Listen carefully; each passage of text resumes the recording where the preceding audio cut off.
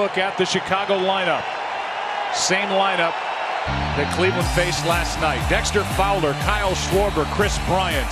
In the middle, Anthony Rizzo, Ben Zobrist, and Addison Russell.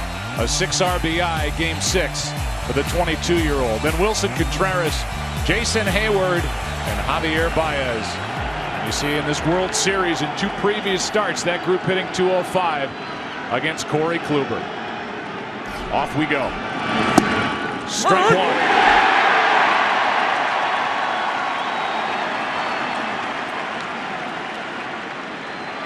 Fowler just 4 for 25 in this World Series. As we've talked about all postseason, when he gets on, when he scores runs, these Cubs usually end up on top. Ball 1. That side of the plate is going to be very important. See how it's called for Corey Kluber. The first game, he loved that side of the plate and had the Cubs mesmerized, taking a lot of pitches.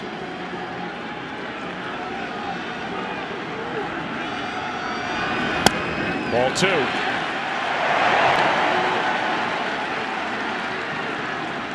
Way louder last night in Game 6. There's a nervous energy in this park. The 2-1. That's in the air to center. Back at the wall. It is gone. What a start. Dexter Fowler, hello in Game 7. 1-0 Chicago.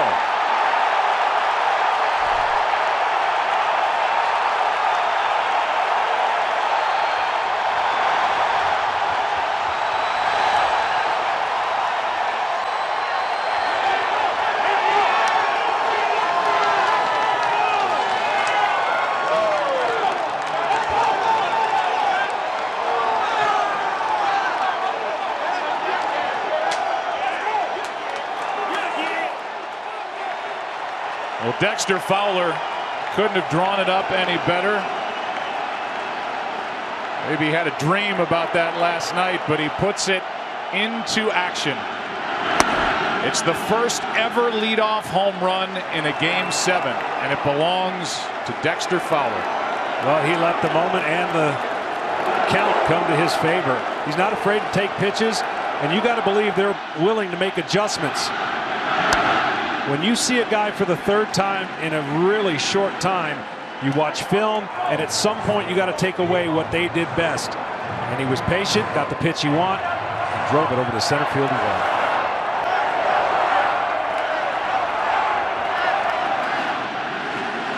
Last night, Chicago came up with 3 runs in the first inning, led 7-0 as people were just settling in. Now here comes a 1-1 to Schwarber. In for strike 2. Well, Kluber gave up a run early in his last start in Chicago, and that was the only run he gave up. That's not going to bother him at all. Yeah, it's a leadoff home run, but I promise you that's not going to shake his confidence or his pitch selection just because the first hitter tallied a run. Here's a 1-2. That's Kluber off the mound, can't get to it. What a play, but safe as Lindor couldn't get Schwarber. 1 on, nobody out.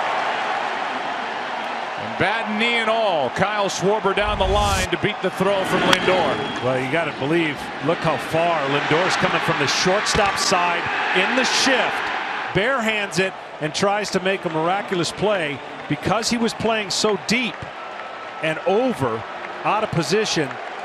Schwarber, he can do no wrong right now. 5 for 13 now in this World Series. And again, a guy who thought his season was over on the 7th of April when he collided with Dexter Fowler in left center in Arizona. Tore 2 ligaments in his knee, and man, what a comeback story. Here's Bryant.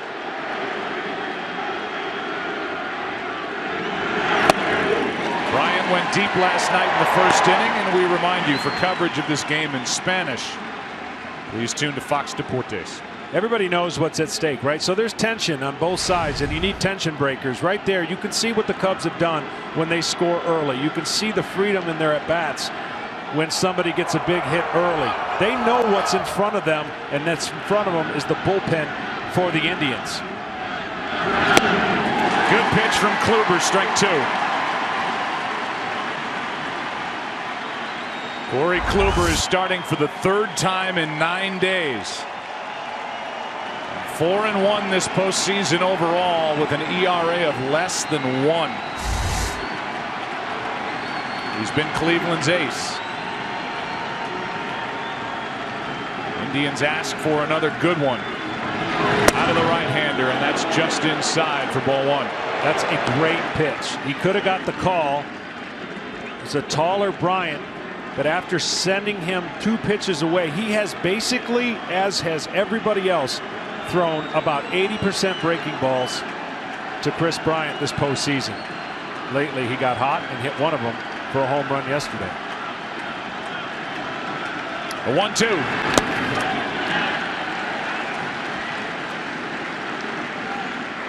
2 balls, 2 strikes. A 4-hit game in Game 6. He's hit a home run in 2 straight games, Chris Bryant, and the first Cub with home runs in back-to-back World Series games.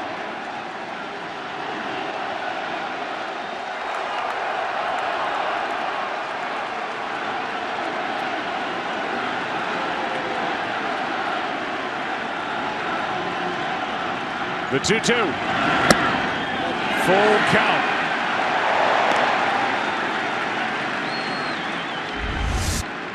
Got underneath this cutter right here. You see it sail above the strike zone. I would think that even though it's a 3-2 count, he's going to have to throw his power breaking ball. This is the touch pitch you need. Decision makers 3-2, aggressive hitter. High fly ball into right center, sends Chisenhall back, and allowed first out here in the first, and we go back to how it started with Dexter Fowler at the plate. Well, this is that 2-seamer comebacker, and that's exactly what it did, but it fought right to the barrel.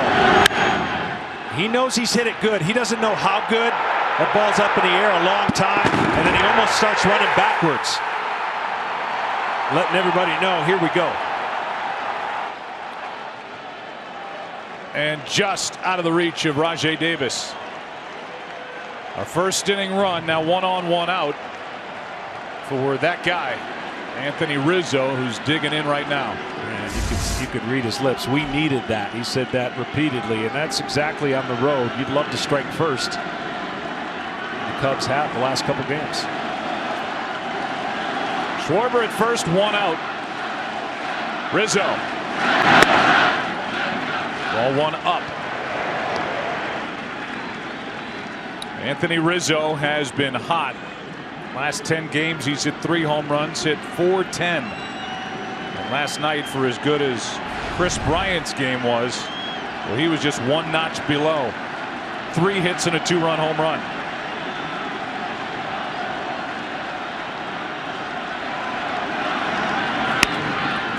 In the air to shallow left center. Long run, Davis. He's there, 2 out.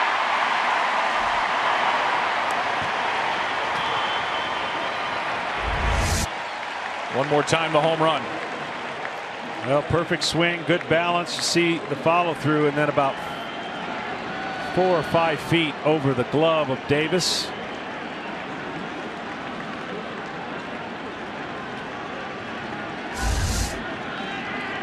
Fowler hadn't done much up until that point, but what a perfect time to do something. A leadoff homer in the World Game 7. Hitting 160 coming into tonight in this series. Now 2 out. Schwarber at first. Zobrist up. And Schwarber takes second base and was over halfway there before Kluber lifted his leg for the pitch. And a stolen base for Schwarber. Well, you know, Kluber, it's the last thing on his mind, and he's already committed. The catcher maybe could have helped him out, but that might have forced a balk. That is a big jump. Now Zobrist, who's been red hot, takes the ball low, 1 ball, 1 strike. We came into this series talking about the running game and how it was such an advantage for Cleveland. They've stolen 4 bases, been caught twice. The Cubs have 10 steals this postseason, haven't been caught yet. Typically a huge part of their game, but they'll take them when they're there, and that was there for Schwarber. 1-1 pitch to Zobrist. Got under it, flies it into right. Chisenhall is there. And it's a 1-run first. And it started with a bang. Dexter Fowler, the leadoff man. His second of the series. And backing his way towards second base. And exciting the fans at Murphy's Bleachers in Chicago. After a half in Game 7, 1-0. Cubs on top. Now Cleveland coming to bat. And they take on the young right-hander Kyle Hendricks. Top 3, Santana, Kipnis, and Lindor. In the middle, it's Mike Napoli, Jose Ramirez, and Lonnie Chisenhall. The back end of it, Rajay Davis gets the start tonight. Coco Crisp is in left, batting 8th, and Roberto Perez in that number 9 spot. He's hit 2 home runs this World Series. Now the defense behind Kyle Hendricks. Zobrist in the outfield in left, Fowler in center, Hayward in right. Around the infield, third to first, Bryant Russell, Baez, and Rizzo. Again, it's Contreras behind the plate. Chicago is pinning its hopes on the right arm of the 26-year-old, calm and cool, Kyle Hendricks. Yeah, Mr. Under the Radar. Nobody talks about him. And yet, all he's done is put up those numbers and the regular season numbers. Now, the challenge for the Cleveland Indians is, I think they need to be aggressive. Throw pitch counts out the window. But you've got to get the ball up. He can throw that changeup, cutter, and curveball below the zone. That's in the air to right, but right at Hayward. And what a bad break for the Indians as Santana smoked it. But I think that's the approach. He throws more strikes than most pitchers in the game, so the best pitch to hit sometimes is the first one. I think the Indians have seen him now multiple times, and they're going to have to take away his changeup. First pitch, good swing, and a good feeling, even though it did not result in a hit. The batter will be Jason Kipnis. Kyle Hendricks has thrown 15 straight scoreless innings this postseason coming into this start. The kid who grew up a Cub fan is trying to ruin the night for a lot of his boyhood friends. Talking about Kipnis as he takes on Hendricks. Took a strike. And now the next. Strike 2. He just does a great job with an easy motion, not overpowering fastball, but 2 fastballs. A sinker moves away from the left-handers. A cutter, more straight, keeps the hitter from diving out over the plate. His changeups are virtually unhittable when thrown properly, both to a left-hander and a right-hander. Ball 1. Hendricks started this season as the number 5 man in the rotation for Joe Maddon. He led the big leagues in ERA at 2.13. Up to the number 2 spot, and in the biggest game of his life, a strikeout for out number 2. Look at the company he's keeping with this streak he's on. Lou Burdett and Bob Gibson, the longest scoreless inning streak entering a World Series Game 7. It's amazing, and there hasn't been, at least I haven't heard a lot of talk about him. It's all about Kluber, and rightfully so. Kluber, the best pitcher for the Indians, pitching 3 times. Well, the Cubs have not used anybody on short rest yet of their starters. So that's that balance we were talking about coming into the series, and if it goes to 7, that was going to be the storyline. Lindor takes a strike. Over 68% of the time, Kyle Hendricks threw first pitch strike.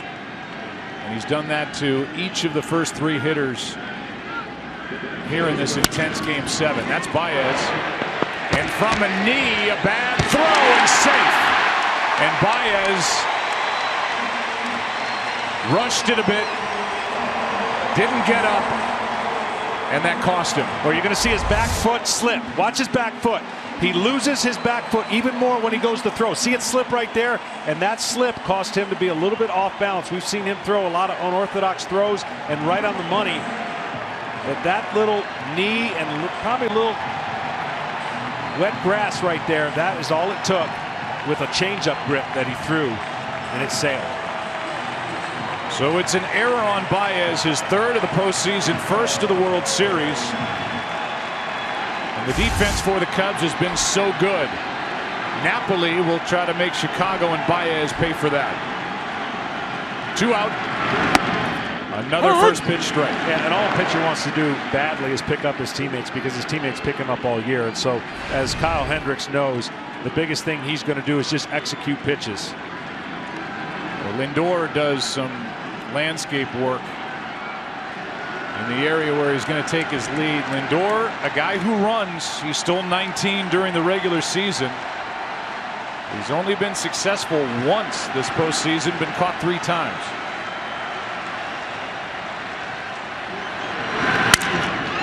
To the shortstop, broken bat, inning over. And Hendricks made that look easy, got around an error, and after one in Game 7, on a home run by Fowler, Cubs lead 1-0.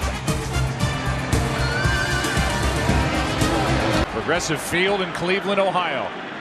Place is jam-packed. And here in the second inning, it's Addison Russell, Wilson Contreras, and Jason Hayward against Corey Kluber. Strike 1. Well, Kluber's been so good. And look, he throws 2 breaking balls. They're actually the same pitch. One he calls, or some people call a cutter. The other one is more of a slider. They classify it as a curveball because it breaks so much, but he basically determines the break and the reaction of the hitter. So he'll throw a tight one at 90 and another one about 84, 85 to 86 miles an hour.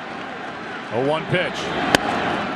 Russell last night hit a ball into right center in the first inning that fell between Naquin and Chisenhall that went for a 2-run double.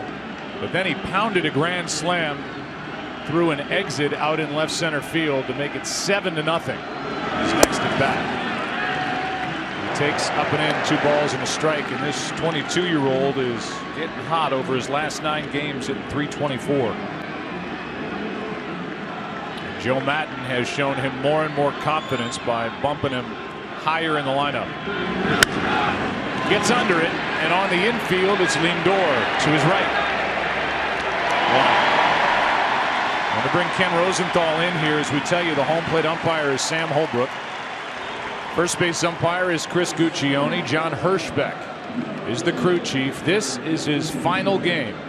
Marvin Hudson at third. Tony Randazzo is in left, and Joe West is in right. And Ken Rosenthal, it's been a long career filled with a lot of ups and downs for John Hirschbeck. 34 years, Joe, and he lives in Poland, Ohio, about 80 miles southeast of here. He's endured tragedy, physical hardship throughout his career. Lost 2 sons to a deadly genetic disease. Missed 1 season due to back surgery, twice returned to umpiring from cancer. His older son, Michael, frequently served as a bat boy for the Indians and also was one for the Red Sox when Terry Francona was their manager. Michael died at age 27 in April 2014, but John came back to the job he loved. Will be missed as Contreras flies one into right. Chisenhall over near the line. Foul ball, 2 out.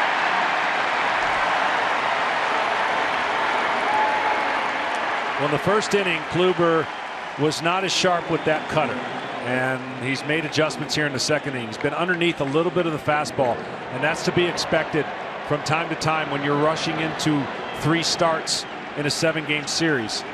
But as I mentioned, the home run did nothing to bother him. He'll get back on track if he keeps his hand on top of the ball. Just been underneath just a little bit early. Hayward now actually had a couple of hits against Kluber last time Corey faced Chicago at Wrigley Field in Game 4. And he shatters his bat, pops it up to Lindor, and that is a quick top of the second. Bottom of the second with Ramirez, Chisenhall, Davis coming up for the Indians down 1. 1-0 game with LeBron looking on. Akron native.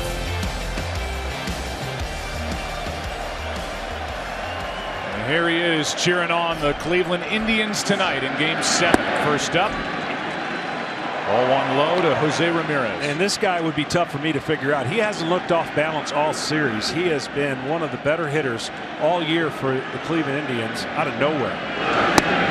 There's a strike from Hendricks. We talked about how he hit .219 a year ago and just has made himself a tough out. Hit .312 during the regular season. And up on the count here, 2-1. Yeah, I mean, certainly each hitter will show you some weakness, right? You got to expose it. It's up to the pitcher to get there, but he has done a nice job eliminating some of those boxes that a pitcher can go to. That misses for ball 3.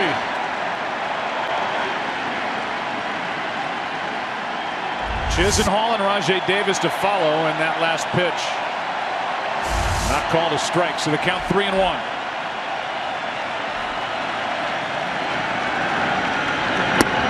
Full count. It's just hard to shake. It's hard to shake Hendricks. Even his facial features, everything he does, he's very disciplined and confident in his routine. That's off Hendricks. Russell can't make the play. Leadoff base hit.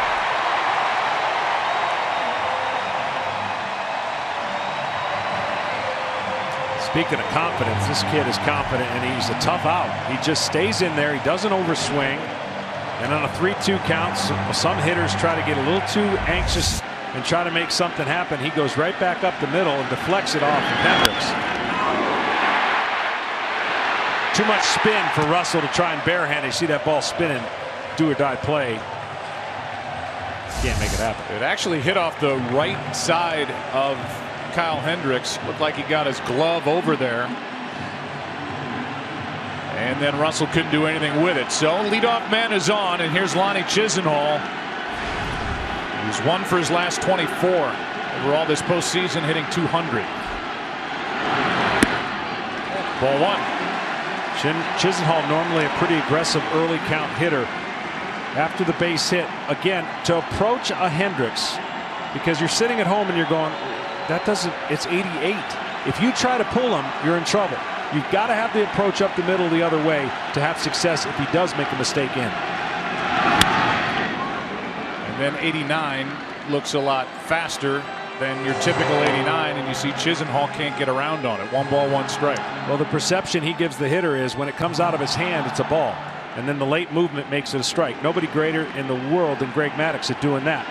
And then he can throw a complement of the curveball, change your eyes, change up, change the speed, and then the cutter off of the sinker. We've already seen Kyle Hendricks has a great pickoff move. He's a good athlete. He's a terrific golfer. Doesn't really love to play that much. Doesn't like to practice, but one of those naturals.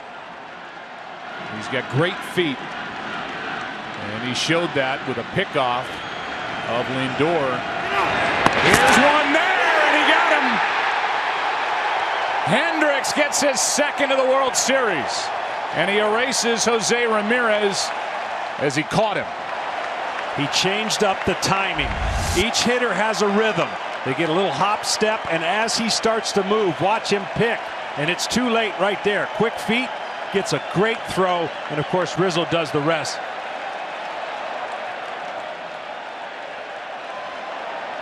Just that little lean cost him.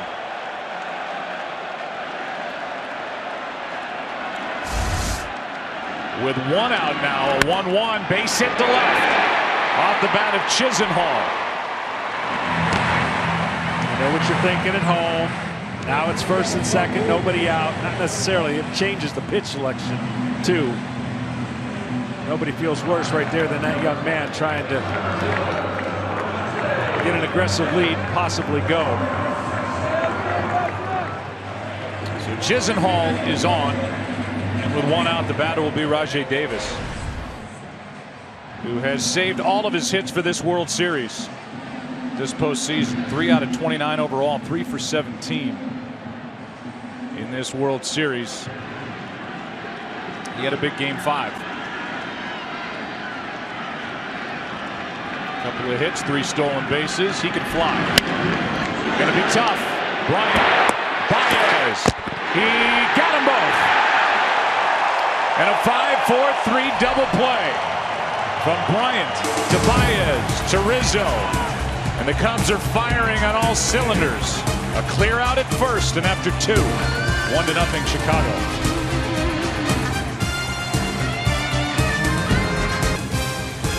T-Mobile lets MLB fans always stay connected to the game they love with unlimited LTE data. Welcome to Unlimited Baseball.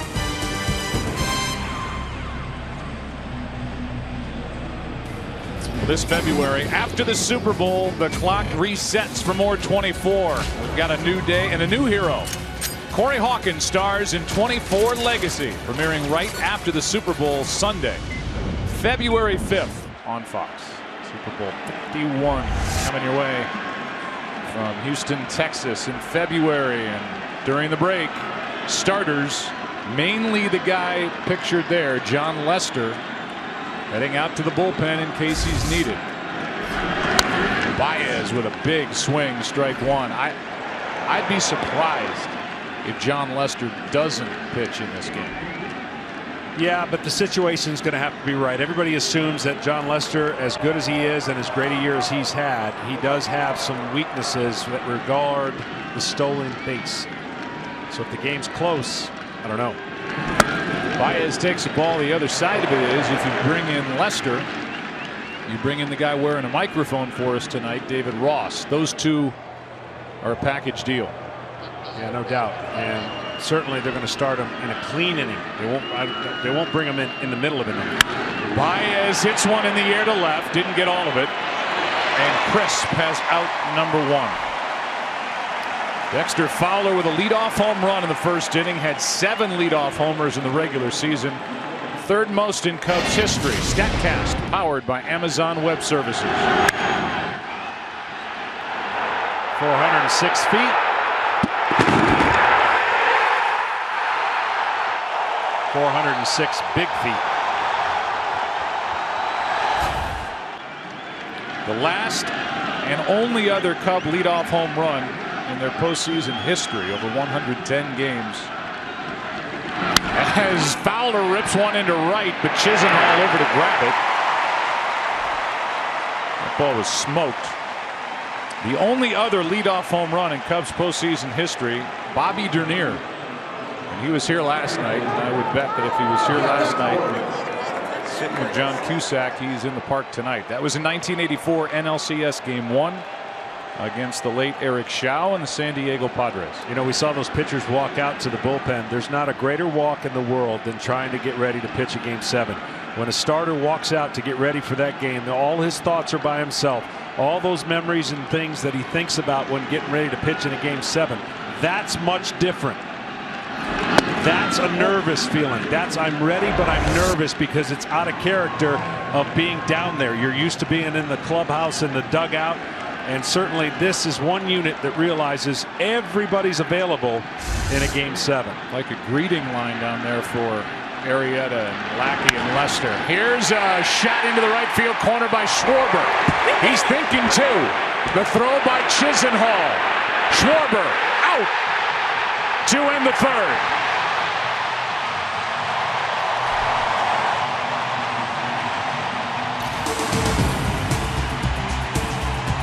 What a throw by Lonnie Chisenhall on one. Hop in the tag by Lindor. Bottom of the third.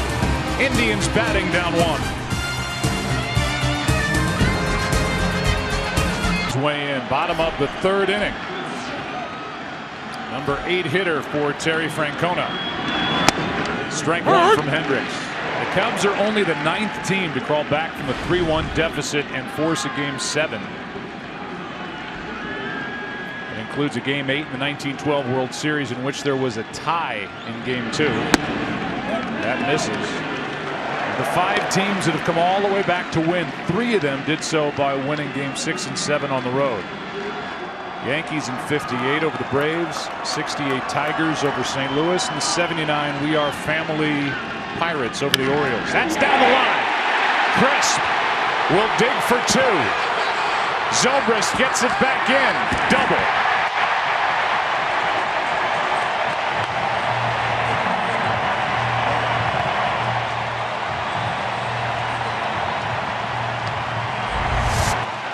Well, I told you, you got to go the other way.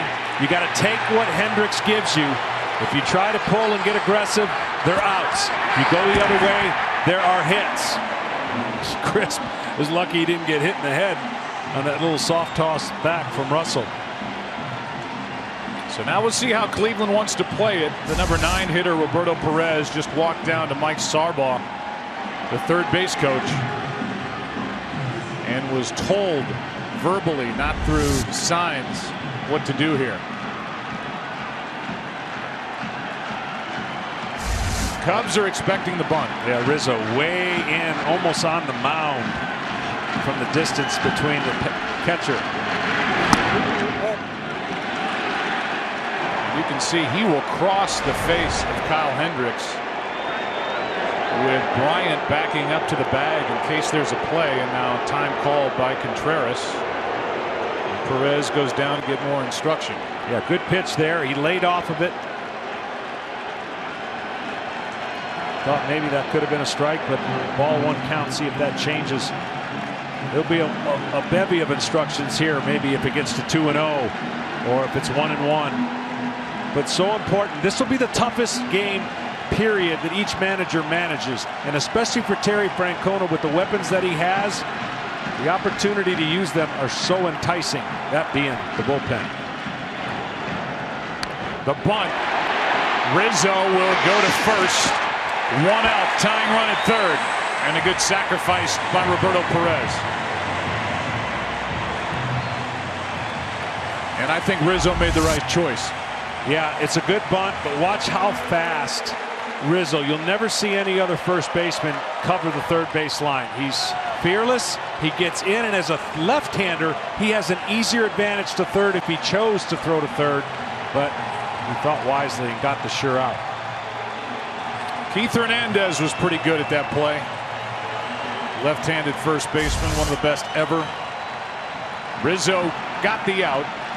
Indians got their runner to third. 1 down for Carlos Santana, who's hit 3 home runs this postseason in that pickoff play. I don't know of a team that uses this more than the Cubs. With catchers throwing behind base runners at first, second, and third. Infield in, and they play Santana to pull. He does! Tie game!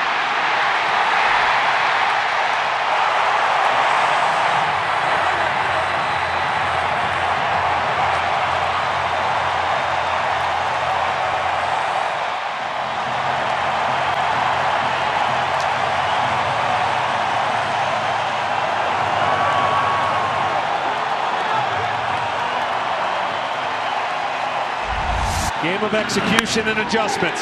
Santana off of Hendricks. Hendricks, a lot of curveballs against Santana. This one got up. He didn't miss it. Got it over Rizzo. Outstretched glove. And what a better feeling for the Indians early on here, tying it up.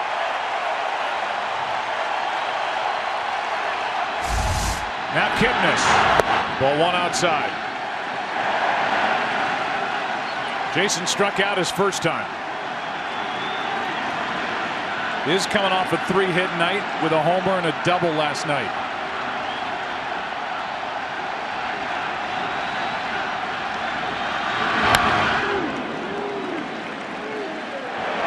Kipnis almost looking right there. You can see he was a little frustrated. It looked like he was sitting off speed. If you sit off speed, you're able to look curveball and changeup.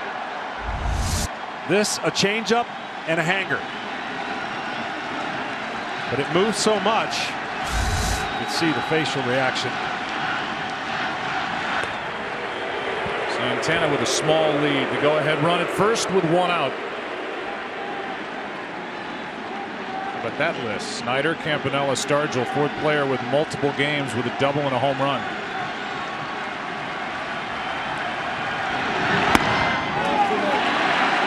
Two and one, and the crowd is finally in full throat.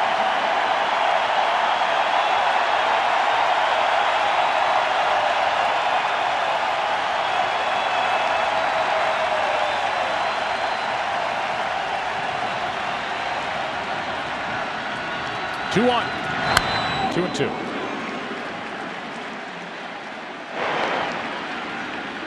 This inning, Hendricks has gotten some pitches above the knee. Not typically good for him. He likes to work down, and as he works down, he can throw that changeup away and get him starting to get out in front to try and catch their cutter or fastball. They are up in the Chicago bullpen. Mike Montgomery, the lefty. Left side. Can they turn it again? Bad bounce. What a play. And out. That's going to be reviewed. That hit the lip. And instead of an inning-ending double play, Baez tried to barehand it. I don't think ever had it. But out was the call for the moment. It'll be looked at. And it did hit the lip. Baez tried to rush it. And everybody's going to be safe. Now, there is a transfer rule that the umpires have become that they think that's with the glove, but this one's with the hand. It's not close. So Baez has made one error tonight.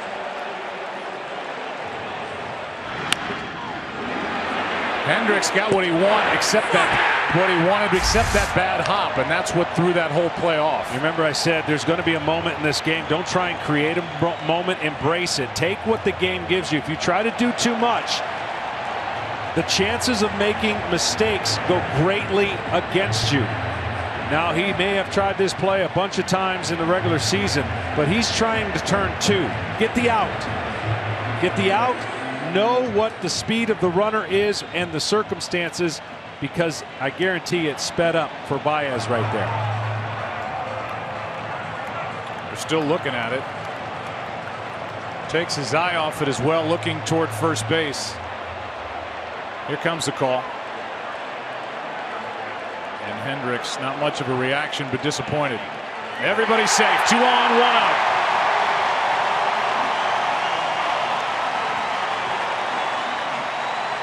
Second error of the night for Javier Baez.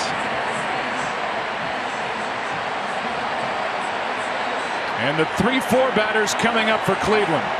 Opportunity.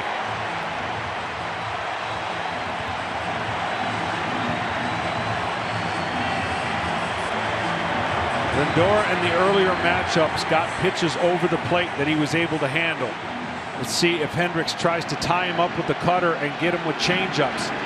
2 base hits last time he faced him.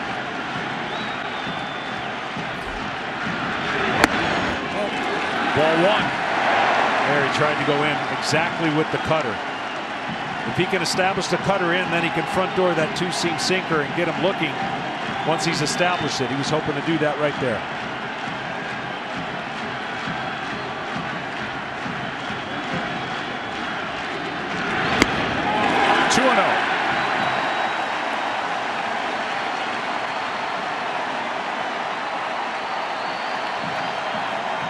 And here comes Chris Bosio.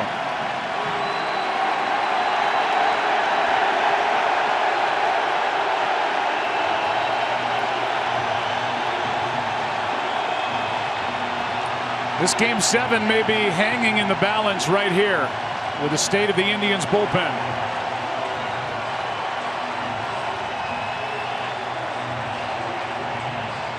While they talk on the mound, we remind you official caps, t-shirts, hoodies, jerseys, jackets, and more.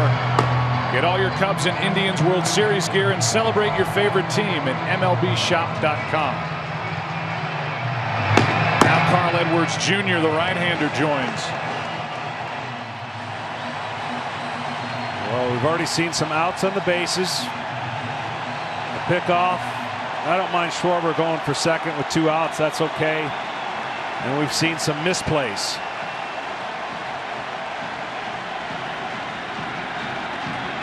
Two 0. 3-0.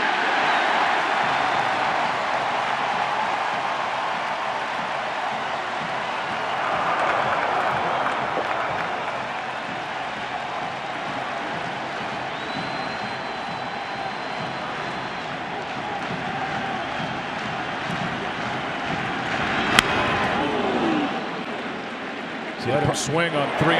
Yeah, the problem with that, though, it was too good of a pitch. It was a pitcher's pitch. You got to think in the middle end. This is a pitch you've got to drive if you're going to swing 3-0. Watch the location of it. See how it's outer third? That's something later on in your career you just got to be disciplined to see the inner part of that box and then let it go. 3-1 pitch. That's in the air to left. Zobrist in Stumbles a bit. The runners hold, and a big out picked up by Hendricks as he battles back from a 3-0 count on Francisco Lindor. 2 out. Again, trying to pitch around an error as he did back in the first inning, and again it's Napoli standing in his way.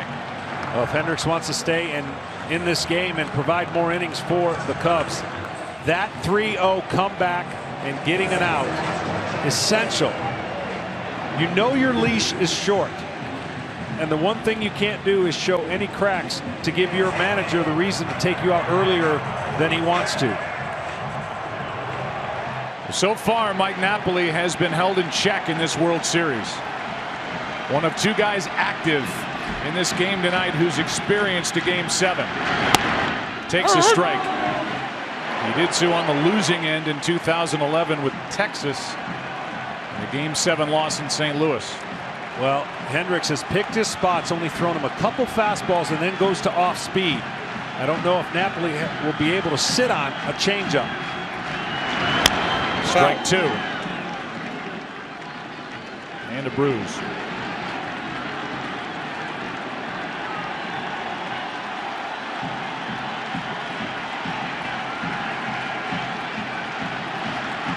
Hendricks pitching to stay in the game. More importantly for Chicago, pitching to keep it tied.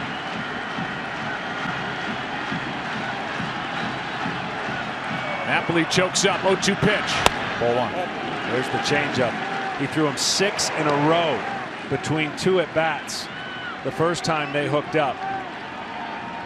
He's got a changeup to righties that goes away, almost cuts.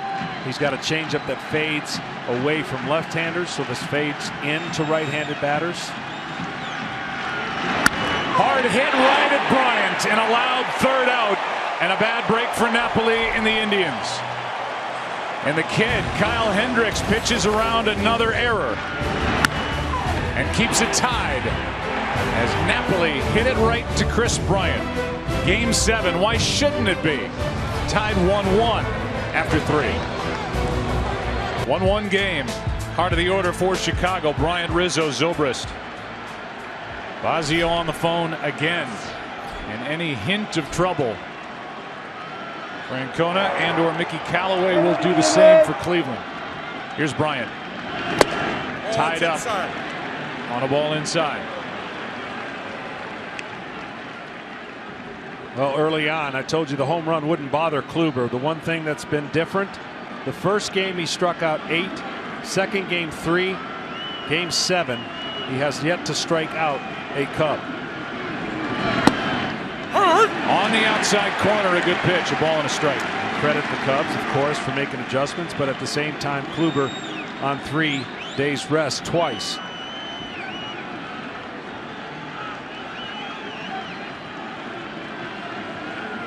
Bryant's been hot. Takes inside. The other fact, in Game 1, they took 53 pitches. You see Lester getting ready. 24 strikes are what the Cubs took in Game 1. In Game 4, they took 33 pitches. Only 10 for strikes. That's off the end of the bat, foul, 2-2. And so Kluber, as you see these numbers, never has there been a game where you know as a starter you're not going 7, or at least so it seems. You got to prevent from counting outs. Don't count outs. Just get outs. And then when your manager says, I'm going to somebody else, give him the ball and watch Miller and Cody, the rest do their thing. Somewhere in this country, Bobby Cox is laughing hearing you say that. I know it's the hardest thing in the world. I mean, I obviously never wanted to give up the ball, but I think when you pitch a game like this, you just anticipate never coming out unless it warrants you coming out, meaning you're pitching your way out, you're giving up runs. We've seen starters get taken out with no runs, 4 2/3 to go to their bullpen. Another 2-2. Bryant takes just outside a full count. And that's the pressure that we were talking about on Terry Francona as Bryant takes a cutter away. Fastball that cut at 95. Bryant looking to charge one. Jumps it foul. And so with Lester warming up right here,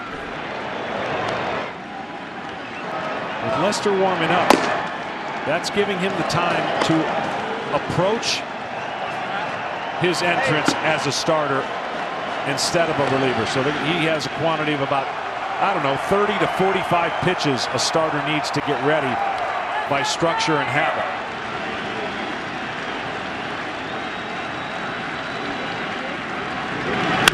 Left side, base hit, and somehow Bryant found a hole. I understand that with regard to the Cubs and with regard to Joe Maddon with Lester up. But what I'm seeing is Kyle Hendricks. This moment's not too big for him. He's pitched around 2 errors. He just came back from a 3-0 count. And if you go to Lester, A, you lose Wilson Contreras because you're going to bring David Ross in the game, and B, you don't have Lester for that long. Then you have to go to other guys in the bullpen before Chapman. So if you make the change, be sure you're ready to see the end of Kyle Hendricks. Yeah, and that's what I'm talking about. I mean, Kyle Hendricks is the reason why at 6 and 7 innings he's been one of the best pitchers for the Cubs. But it's the appearance and perception that sometimes you give your manager if you don't think he's on or they're getting better swings. That's why the bullpens have come in so quick this year. Rizzo, strike one. And by the way, that number I gave you for Kluber was strikeouts through the first 3 innings. That 8 was a World Series record. So 8. Ended up with 9 on the night against no walks in game 1. On the 25th of October as we play here on the 2nd of November. You also bring John Lester in what's a 1-1 game, and you wake up the Indians running game. There's a lot to think about.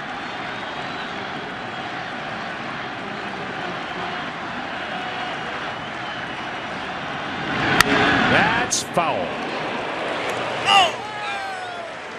And while we reset, the UFC's legendary New York debut begins on FS1 with the biggest prelims card in UFC history. UFC 205 prelims live from Madison Square Garden, November 12th, only on FS1.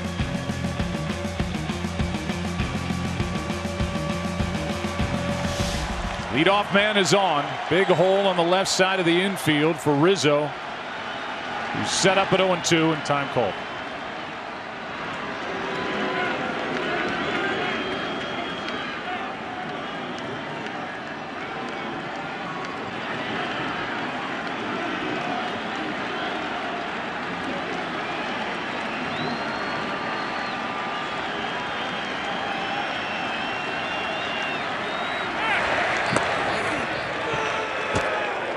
Last World Series for the Cubs, they lost game 7 at home to Detroit.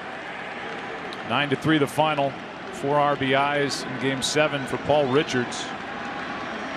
And that was a 3-4 setup during wartime. Only 2 home runs that entire series, both by the great Hall of Famer Hank Greenberg. Here's Rizzo hit by a pitch, and he'll take the bruise and the base. 2 on, nobody out. I'm telling you, that's what he does better than anybody in the game. He says, I dare you to throw the ball in here 3 times and try to make a perfect pitch. And oh, by the way, I'm not going to get out of the way if you do throw one in a little too far inside. No guards, no protection, just a big man with a few bruises. Zobrist was a lifer in the American League before he signed with the Cubs. Tampa Bay, then a world champion last year with Kansas City. First year of his deal, and he is 7 for 13 in at bats here in this ballpark in this series. 2 on, nobody out.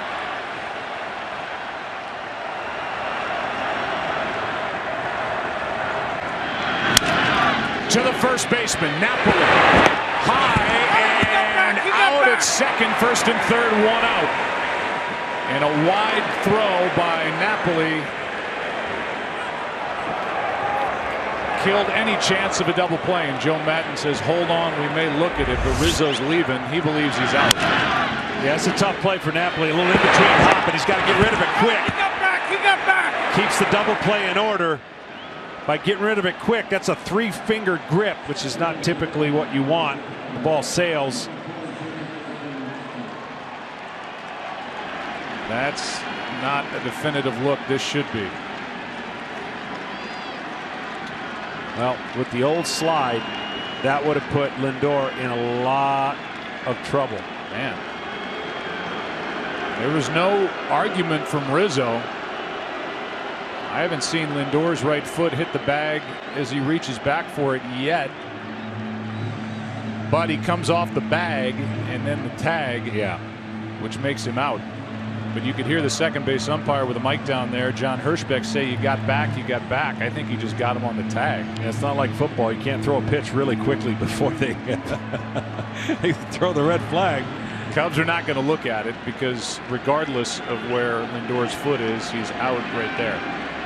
First and third, one out, and the batter will be Addison Russell. All right, now Joe Maddon has done this many times in a regular season. First and third situation, the Indians talked about it.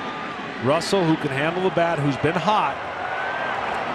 If Joe feels he's overmatched in this at bat, at some point he may put on the safety squeeze. Bryant reads it. Napoli's trying his best to charge if he sees the barrel of the bat square up. The same thing with Ramirez. Lead runner is Bryant.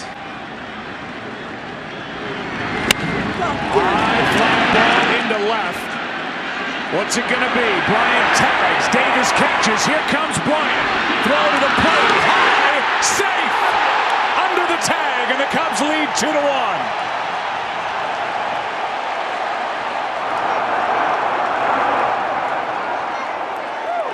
The throw by Davis, and the home plate umpire Sam Holbrook had it immediately. And a look at it on the replay board here in the stadium. He looks to be safe. But Davis hesitates. I don't know that he gets rid of it quick enough. Watch him catch it and then maybe look over. See that hesitation just a little bit. Not moving forward. Throw a little high, and that's what allowed Bryant to slide through. Just a tiny hesitation is all it takes. You got to come with that pop-up, catch it. See how he's almost stands still a little bit, just a little crow hop going forward, and the throw took Perez up. And clearly under the tag is Bryant. Tagging also was the runner at first, Zobrist. He's down to second with 2 out now, and the Cubs back on top by 1. Gutsy send, and it worked.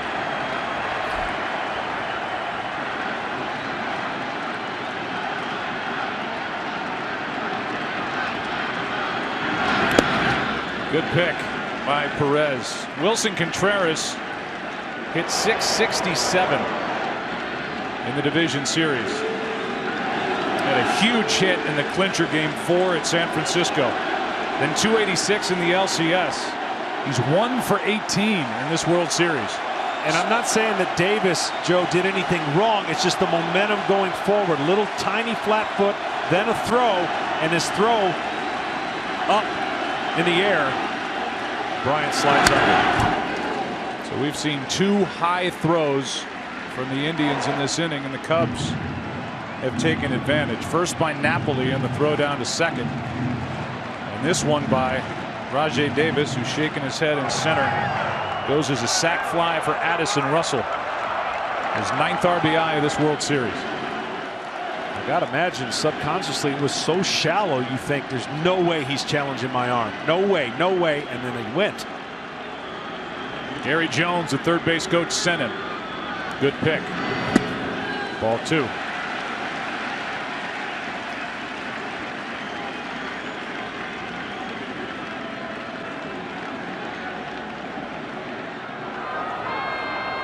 Well, all set up by the 2-strike hit batsman of Rizzo. That put runners on first and second instead of the runner on first. Bryant leading off with a hit.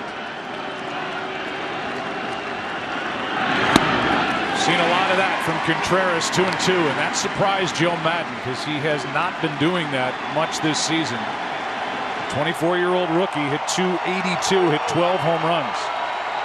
But he's come up empty with a lot of swings against Cleveland.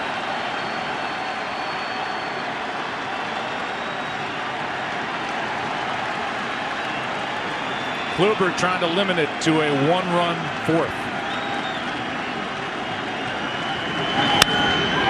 fly ball into right center. Davis came in, goes back, won't get there, off the wall.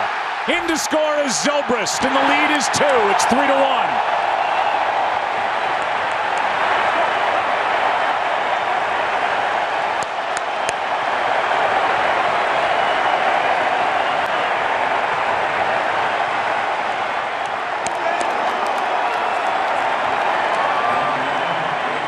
Break by Rajay Davis in center. Well, that cutter just stayed over the middle of the plate. He got good wood on it. This ball had real good carry, slicing away from Davis up against the wall. Watch Davis in center. Came in, goes back, no chance. Now Contreras at second, 2 out for Hayward. Ball 1 from Kluber, who is surprised he doesn't get that pitch, and Andrew Miller gets loose with the Cubs leading by 2. Miller's going to pitch one way or another, and this is where Francona's saying, I can't let this game get much further away from me.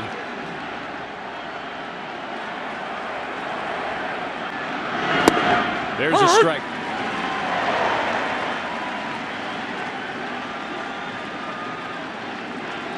Jason Hayward is looking for his first road hit.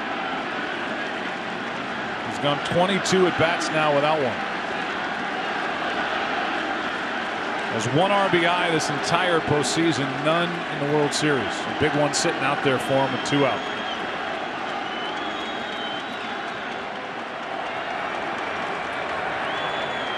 You know, he'd like to make a lot of people forget about the year.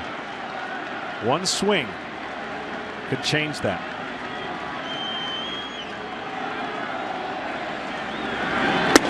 Oh, 2-1.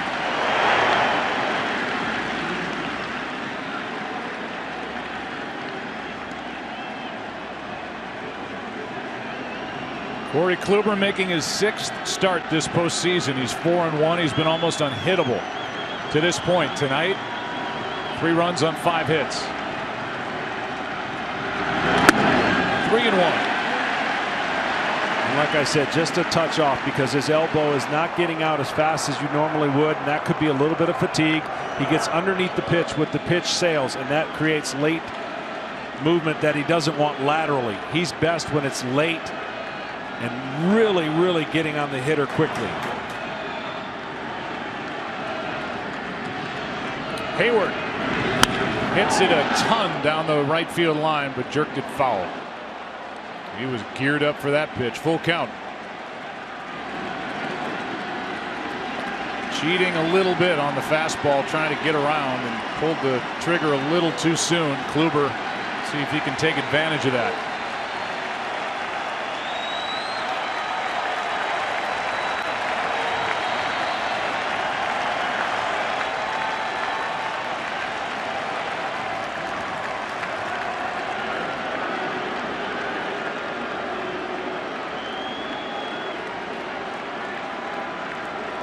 Defensive changes have not helped Terry Francona and the Indians in the outfield, notably center. Last night, Naquin struggled. Tonight, Davis. Hayward pops it up. On the infield, Lindor wants it. And that ends the inning. And in the top of the 4th inning in Game 7, the Cubs come up with 2. This is the first. And then the RBI double by Contreras brings in the second. 3-1 Chicago after 3.5. 3-1 Chicago on top behind Kyle Hendricks. Back for the 4th. Jose Ramirez singled his first time, then was picked off. Takes the ball. Well, Kyle Hendricks knows he's pitching for his time left in the game. Glad you avoided life. Yeah. Going to go there, but you got a guy that's going to get him out of the inning if he gets in trouble, and then Lester starts the next inning. How about that? Twirled home over the top. A breaking ball from Hendricks. 1 ball, 1 strike. Ramirez, then Chisenhall, then Rajay Davis. And Contreras wants to go through the signs again.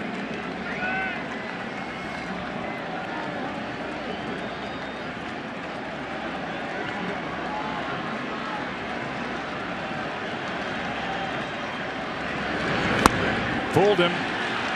Strike two. It's amazing what this series and just playoffs does, what it does to players, what they have to learn in the offseason, what they didn't do or what they did well or how they got into some old habits, but the perception changes so quick. Here's Hendricks having to get over, and he does for the out. And Rizzo way to his right for out number one. And my point is, they would never ever think of taking out a guy like this. He's been so good throughout the year. It's this time of year when reputations are made.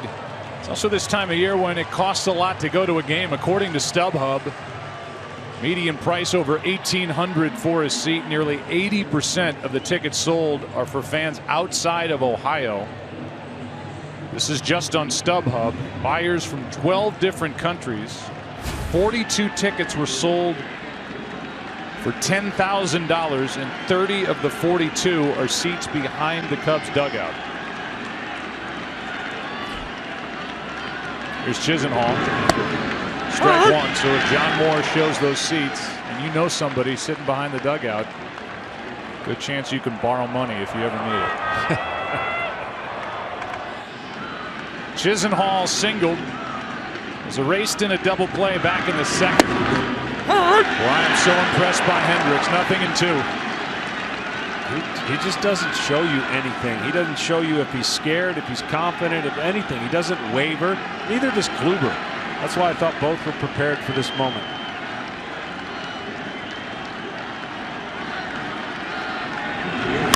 Popped up.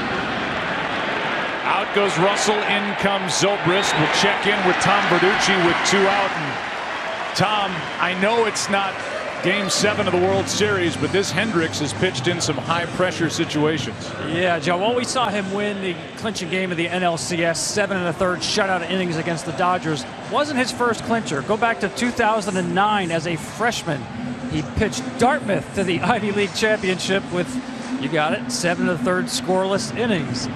Now, the stakes are a little bit higher tonight. This is not Cornell he's pitching against, but I guarantee you his pulse rate, facial expressions, exactly the same. From San Juan Capistrano, California, all the way to Hanover, New Hampshire for college, and then drafted by the Rangers.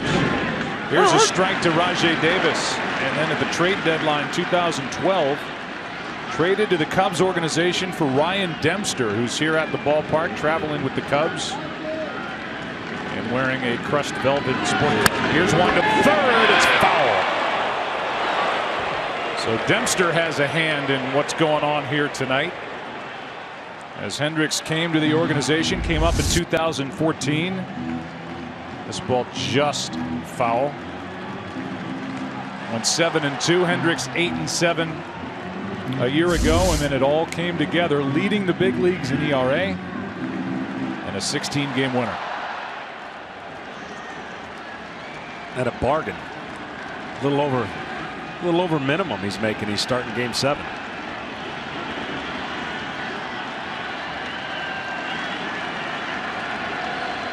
Here comes an 0-2 pitch to Rajai Davis. Fly ball into right. Hayward is there, and so far Kyle Hendricks making it easy on Joe Madden and the Cubs, and hard on the Indians. Cubs up 2 after 4. Back after this from your local Fox station. Sponsored by T-Mobile One. Welcome to Unlimited Baseball. And welcome to Bedlam in Chicago. Murphy's Bleachers, Wrigleyville. This game goes into the 5th inning. That's a really interesting conversation with David Ross coming in from the bullpen. He's been catching John Lester out in the pen. If Lester comes in, so does Ross, and I think Lester. Here's a fly ball into right center. Back at the wall off the bat of Baez. 4-1.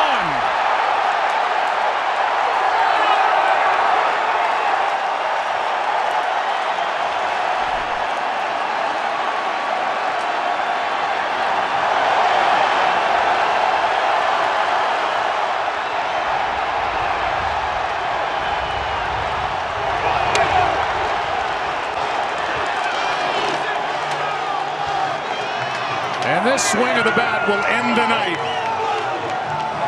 with a guy who's been so good all postseason for Cleveland, Corey Kluber. That ball was a rocket out to right center. First RBI of the World Series. It comes in Game 7 for Baez, who's made it a 4-1 lead here in the 5th. Mr. Lights Out, Andrew Miller. Look at those numbers. This postseason 2-0. He set a postseason record with his 29 strikeouts, albeit with more opportunity these days. Oh, it's inside. And he's been phenomenal. The only guy to get him for a run is the guy at the plate, Dexter Fowler, who homered off him back at Wrigley. Out in front of that, 1 ball, 1 strike. Nobody on or out. A run home on the home run by Baez. The biggest lead of the night, 4-1 Chicago here in the 5th. Well, Miller will try to go as deep as he can. Maybe 3 innings. Try to keep it right here. Different adrenaline now. Strike 2. Picked up from the Yankees. As the Cubs went the other direction, it got a roll as Chapman from the Yankees in season. Here's a 1-2 to Fowler. That's a base hit. Fowler on to continue the 5th. Nobody out. And back to the homer by Baez, and the reaction in the Cub bullpen. First the swing. An absolute hanger, and he goes to the right side of the field. If he tries to pull it, this has been the problem. And then Lester, who's been warming up, looking like he wants to come in the 5th inning, says that's okay by me. And Corey Kluber exits the game for the first time without a strikeout in the game. Fowler at first. Schwarber grounds 1 to short, might be 2. Lindor flips out over to first. Got him. Double play.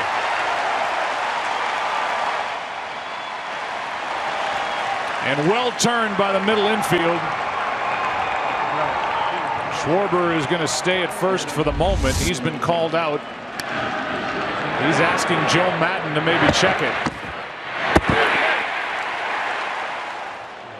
Let's take a look.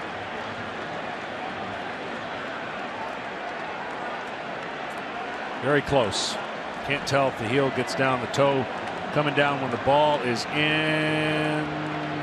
Very close. Man. Again, it's clear and convincing evidence to overturn the call. And they're going to look at it.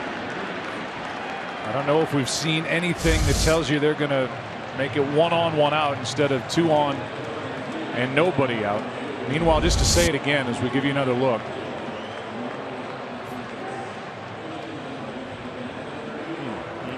I would. Well, we've seen it many times this postseason where they stick with the call. Back of the glove. I think he's out.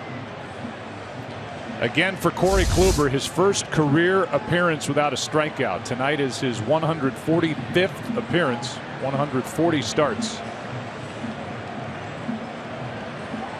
Double play. 6-4-3. Kluber goes 4+, allows 4 runs on 6 hits. No walks or strikeouts, 2 home runs, and a hit batsman. Different story as he tries to go for the 3rd time in 9 days and be effective against the same group. Here's Bryant with the bases empty. Chris 1 for 2 with a run scored. Ball 1 low.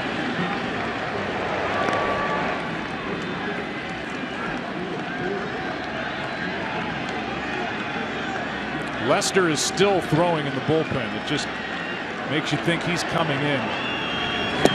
That means Ross will enter, and that means, for my money, the Cubs are taking Kyle Hendricks out awfully early. He's allowed 1 run on 4 hits. He's been able to stay calm, pitch around 2 errors. And he won't have pitched enough tonight to get a decision as Bryant takes outside 2-1. Yeah, I'm interested to see what's going to happen.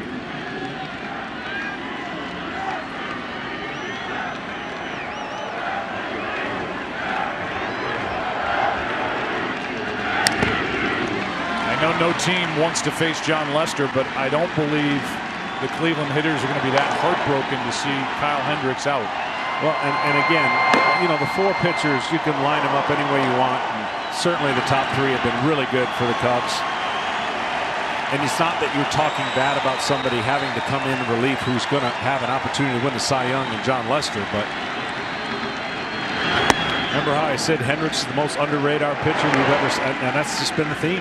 All he's done is given up 1 run or less, it seems like, every single time he steps out there. His home ERA is ridiculous. His road ERA is good. Was the 6th best in the National League this year at 2.95, and he's been calm and cool. We'll see. Right now a 3-2 to Bryant, fouled away.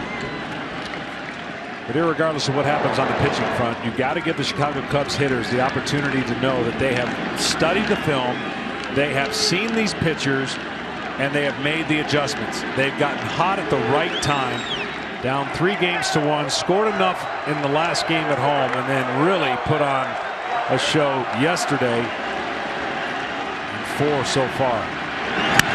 That's hooking into the corner, foul. I think there's one more element. And this is, I guarantee you, what Joe Madden will tell you. I want Lester in the game. I don't want to bring Lester in mid-inning.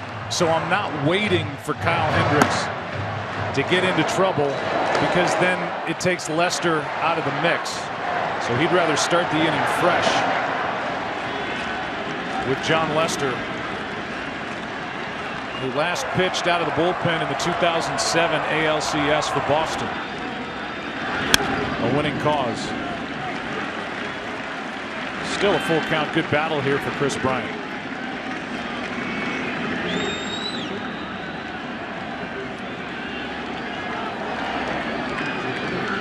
Say this, if he's coming in or not, Lester's thrown a lot of pitches down there. Yeah, lobbing the last couple, just trying to stay loose. So intrigue in the bottom of the inning. Miller thought he had a strikeout. Instead, it's a walk. David Ross wearing the microphone, the 39-year-old, the catcher. Here's what he had to say earlier.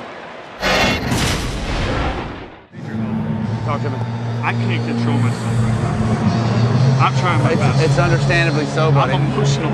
I hear you. I'm an emotional wreck. It's only going to get worse. Just continue to breathe. That's all you can do, buddy. That's all you can do. It's only going to get worse. I'm in a glass case of emotions right now. Yeah. Wait till the 9th with this 3-run lead. Anthony Rizzo saying he's an emotional wreck. And here he is with 1 on, 2 out. Ball 1 inside. Wow, Miller's throwing a lot of good pitches. I mean, credit the Cubs for laying off them, but I also think they lay off them because they're just too good. There's nothing they can do with it, so he's just barely missing, I guess.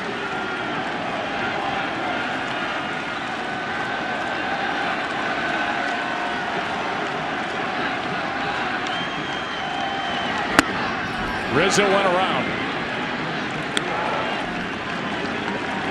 That clip just shows you how much these young guys gravitate toward David Ross, and he will be missed when the Cubs hit spring training and he's not around.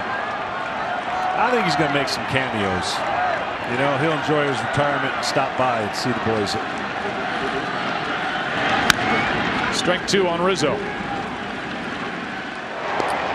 You wonder if the home run by Baez, and by the way, credit Baez, who came into this game with 11 strikeouts in this World Series, 4 for 26 before that home run, his first RBI of this series, for not only going deep but shooting it the opposite way, which is what Joe Madden's been pleading with him to do. See if that. Here's Bryant taking off. Here's a shot into right by Rizzo. Bryant's going to come around. The throw by Chisenhall. Now Kepnes. Another run. Bryant's safe, and it's 5-1.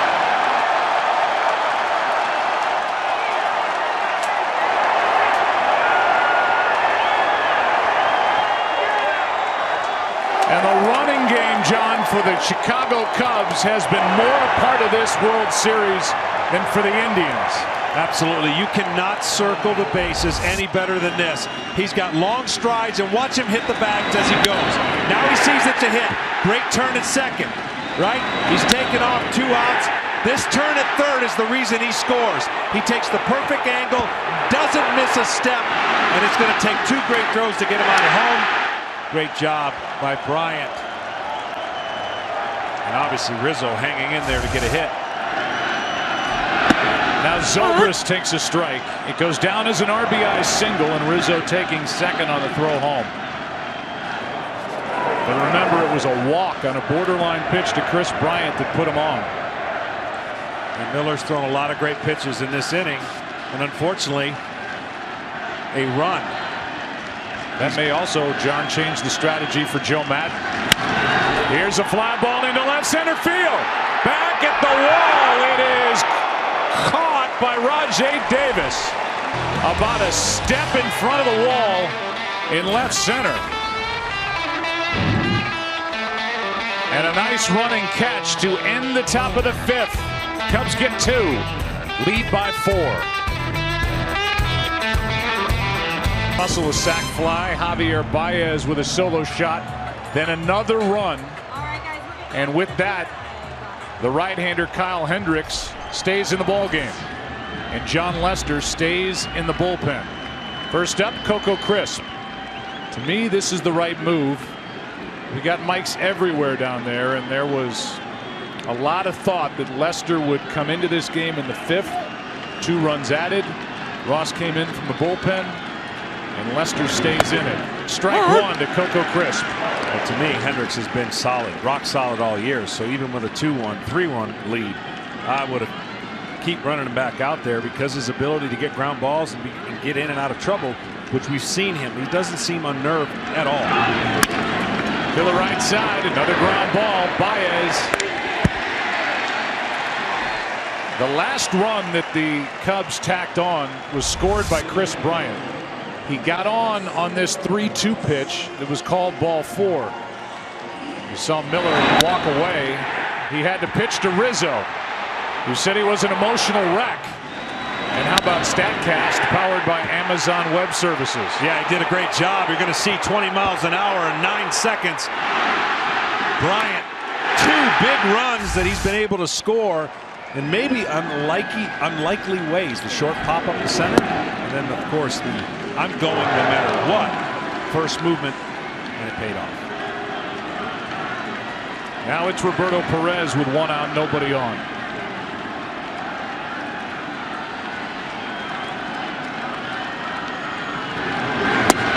A strike. It's a luxury for a manager like Joe Madden and a pitching coach like Chris Bosio to have a young guy who throws strikes. It seems simple, but with the nerves bouncing around, this kid does not get wild. No, he doesn't. And look, if they're going to beat Kyle Hendricks, Kyle's going to have to make them get hits. You just don't give them the free pass to create a rally. You keep making what you think is the best executed pitch. And when you get in trouble, slow it down. That's why he pitches under the radar and slows it down with changeups when the tension gets the highest. 2-2. Hendricks walked only 44 all year in 190 innings.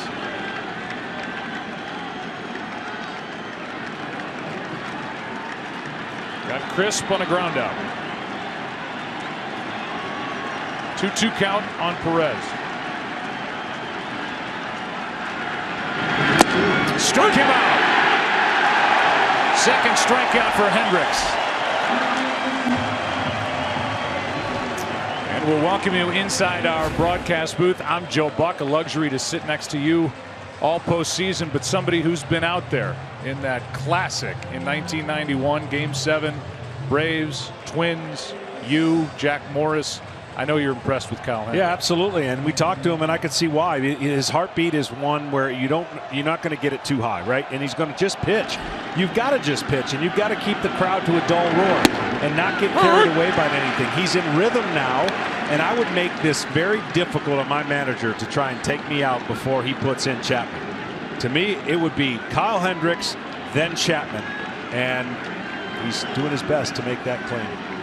The 0-1 now.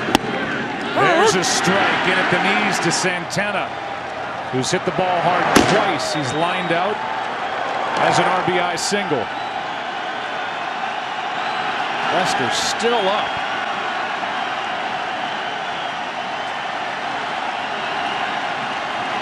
Santana. Ball 1.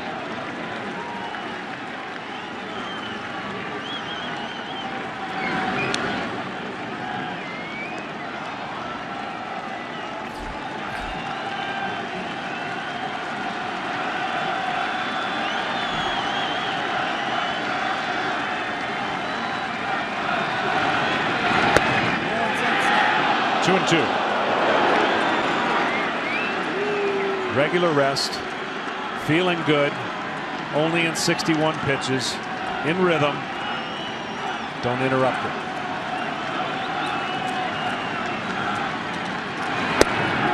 Oh, does not get the call. And it's a full count. Let's see where it was. Looks over the plate, called a ball, and the count full.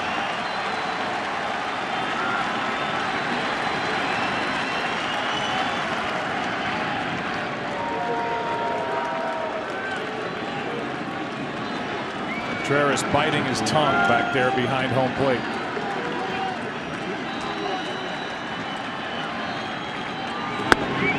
That's ball 4 to extend the 5th. And the batter will be Kipnis.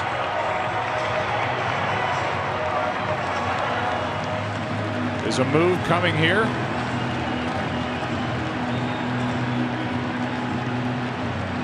And it is. Boy, this is an extremely quick hook. And with Kipnis coming up, a left-handed hitter. Lester's coming in here in the 5th. Kyle Hendricks, who was dealing. Baseball just lends itself to first guessing, certainly second guessing. And Hendricks is out of the ball game, and this starts the bullpen carousel for the Chicago Cubs. And John Lester comes in. He worked at home in Game 5 3 nights ago.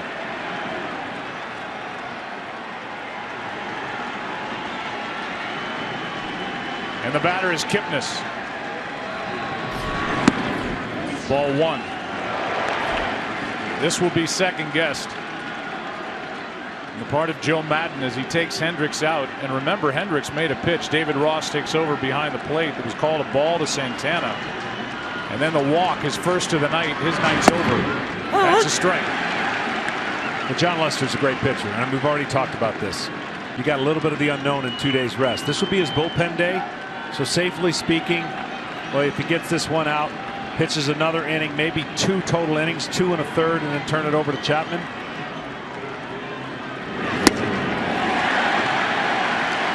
On top of it, before the game, as we told you, Joe Madden's preference was to not bring Lester on mid-inning.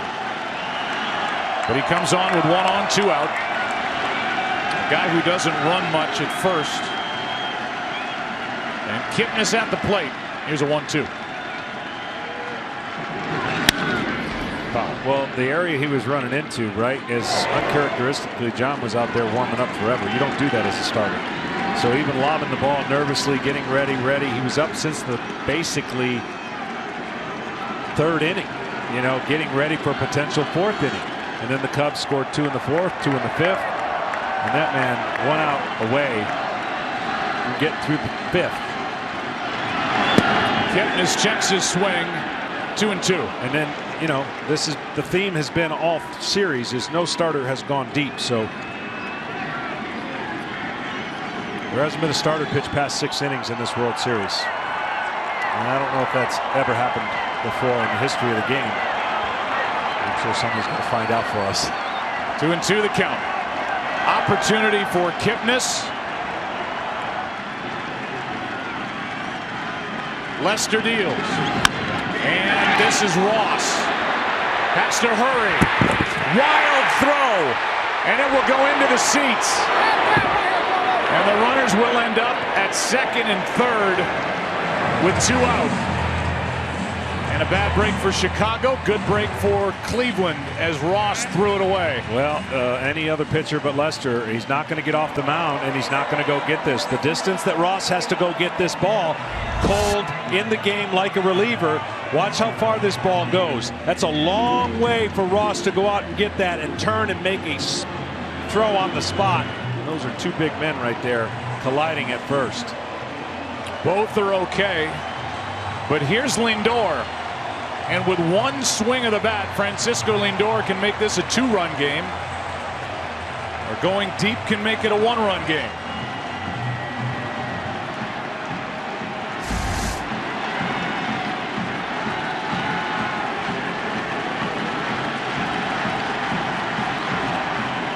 Second and third, 2 out.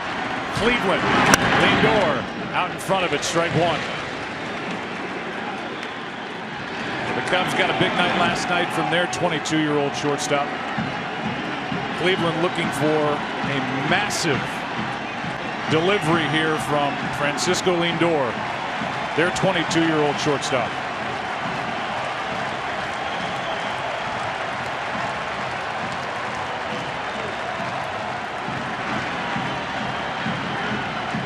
This has the feeling of like the 8th inning. We're in the bottom of the 5th. Miller's already in the game. Lester in the game.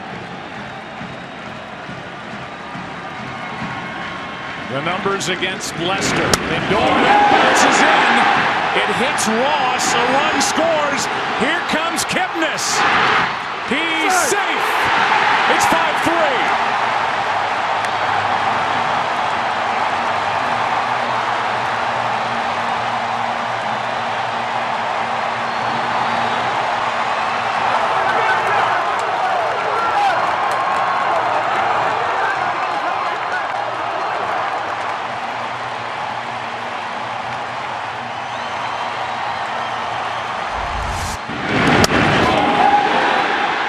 Here's David Ross, John, that's had a tough time with concussions.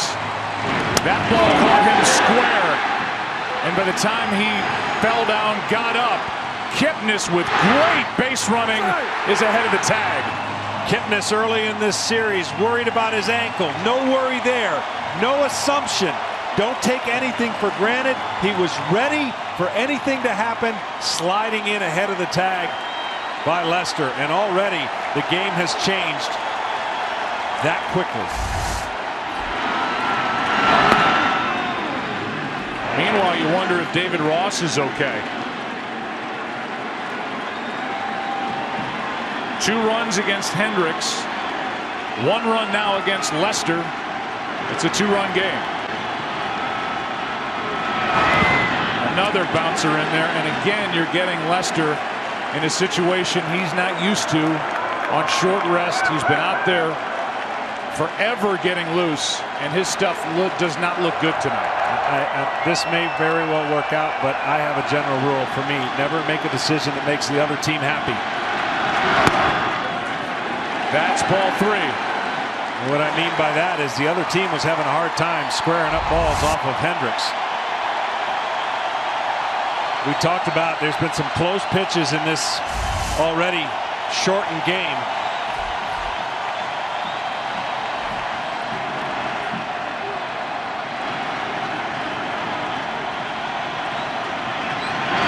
A strikeout ends the inning. But Joe Madden has gone to the bullpen early. He took out Kyle Hendricks. Great base running by Jason Kipnis. Game 7. 2-run game after 5. 5-3 Chicago, 6th inning, and Addison Russell leads off against Andrew Miller. There have been a couple of pitches that on our strike zone box looked to be strikes that were called balls, and they hurt each side. But it hurt the Cubs in that it eventually chased Kyle Hendricks out of the game. Instead of a strikeout with Carlos Santana up, he drew a walk after taking a pitch that was called ball 3. Russell strike 2. After Bryant in the top of the 5th inning reached on a walk, scored on a 2-out hit by Anthony Rizzo. But then Hendricks didn't get a pitch.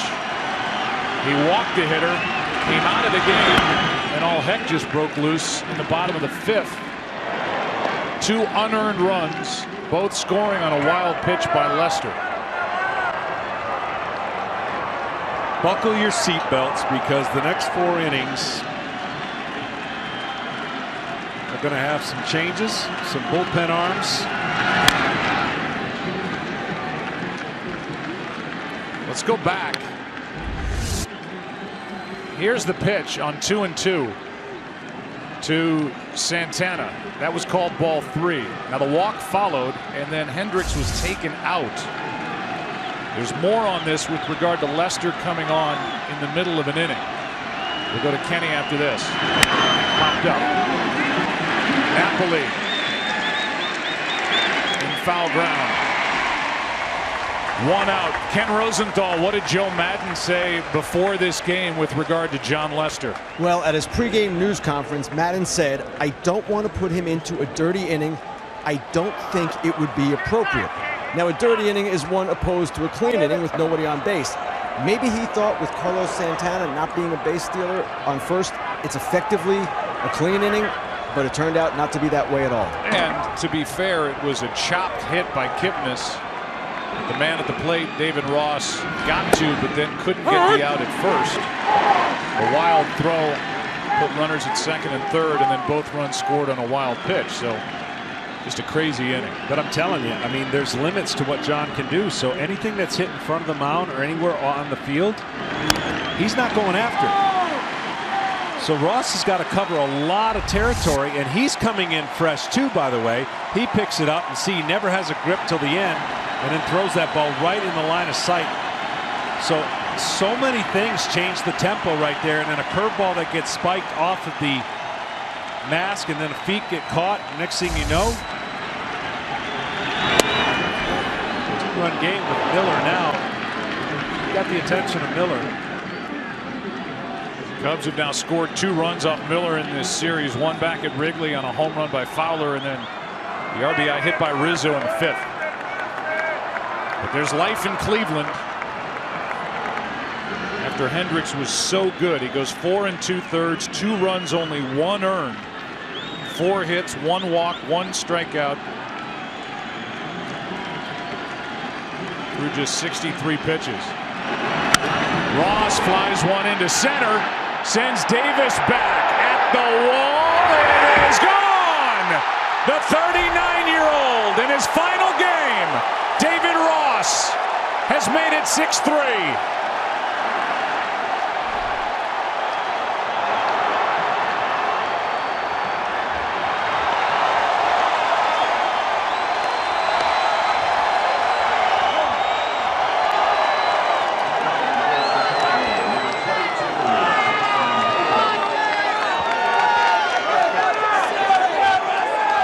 Without the pitching change, Ross isn't in the game. And he goes deep to make it a 3-run game again.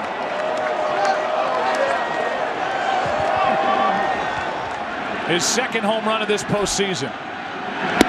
Trying to go out on top as Hayward takes ball 1. Well, the theme we talked about, adjusting to starting pitching, that's what the Cubs hitters have had to do. They've adjusted to Miller as well. That's an out at first as Hayward tries to go in hand first, 2 out on the pitch. He knows it.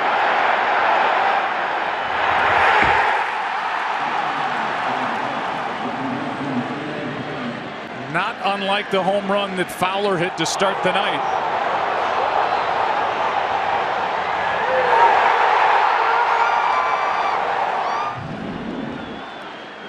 So Fowler goes deep to start the night.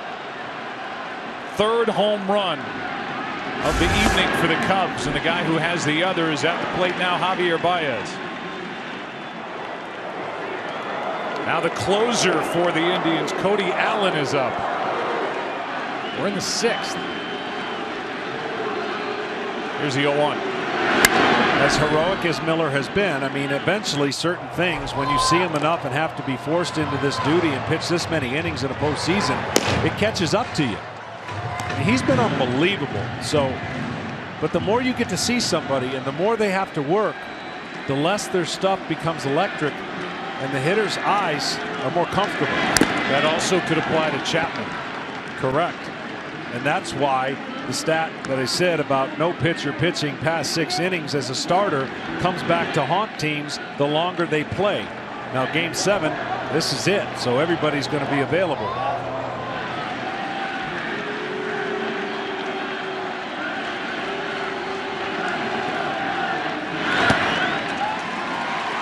That ends the inning, but the oldest man to homer ever in the history of a World Series Game 7, David Ross, who came on when Lester entered, sends one over the boards in center, and the lead is 3.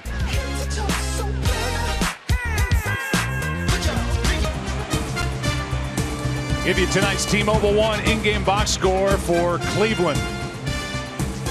You see in the RBI department, the only one belongs to Carlos Santana. He tied it back in the 3rd inning, 1-1. 2 runs scored on a wild pitch in the bottom of the 5th inning. And here's Lester, who deals a strike to start the bottom of the 6th inning. Chicago up 6-3 with Mike Napoli, Jose Ramirez, and Lonnie Chisenhall coming up. Well, it's been verified, Joe. This is the first time that we've had a World Series where no starter went more than 6 innings. The 1-1. High, 2-1.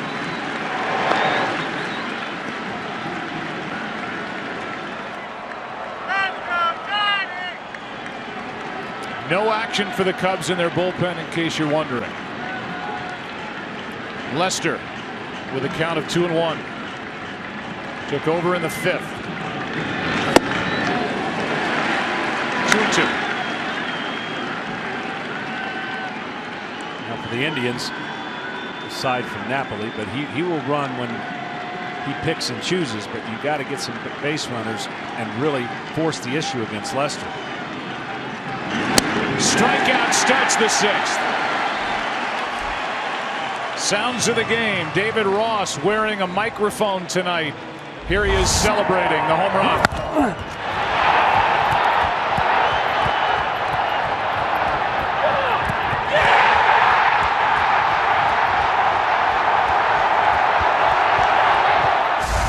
Doesn't say a word. You can just hear his feet hitting the dirt on his way around the bases.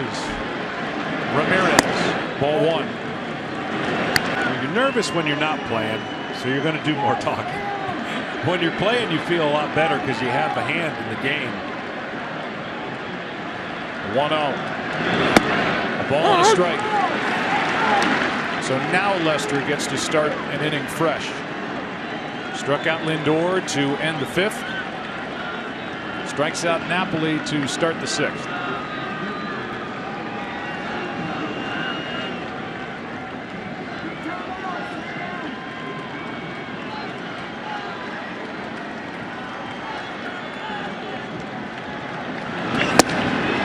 There's a good fastball from Lester, strike 2. Ramirez 1 for 2 tonight.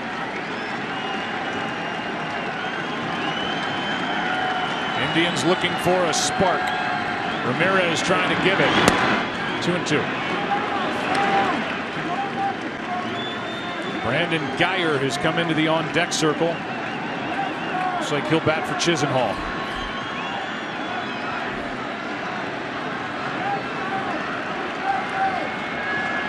The veteran left-hander out of the bullpen. Reaching for it. Russell has to hurry and got it. What a stretch by Rizzo for the 2nd out. Tell you what, Russell, very underrated arm. Watch how quickly he gets rid of the ball, and you're right about this stretch.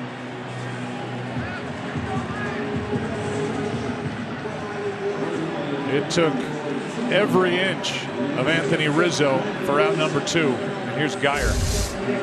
By the way, when those 2 runs scored last inning on a wild pitch, it's the 3rd 2-run wild pitch in postseason history. The last time, 1911. World Series Game 6. The Giants' Rube Marquard threw the wild pitch, and Philadelphia A's scored 2 runs because Chief Myers refused to chase the wild pitch. That's according to Retro Sheet play-by-play. Myers with his own protest and forget it. We have no footage of that, so we'll just have to take their word for it. Ball 1 to Brandon Geyer, who swung the bat well this postseason. And he's on with 2 out here in the 6th.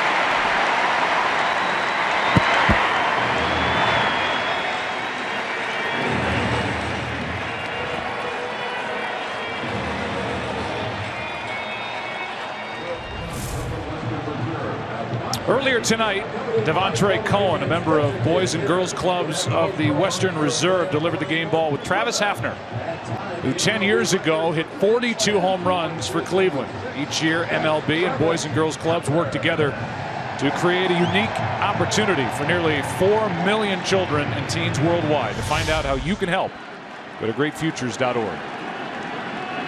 2 out, the batter, Rajay Davis.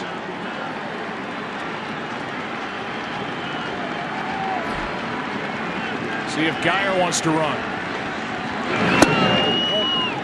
Ball 1, and David Ross is going to go out. By the way, John, when I talked about David Ross and the concussions, when that ball came up and hit him on the wild pitch, you saw what I saw. It wasn't that he was dinged in the mask. It was that he got his feet caught up, the spikes caught, and down he went. Yeah, getting that off balance right there allowed that ball a lot more distance for him to get to in a timely fashion. I just thought Kipnis, what an incredible read and being ready for the moment. Such a good player. 1-0 pitch with a runner at first. Davis takes a strike. And this always comes into play now with Lester, who hasn't thrown to first base since the middle of the year, back in July.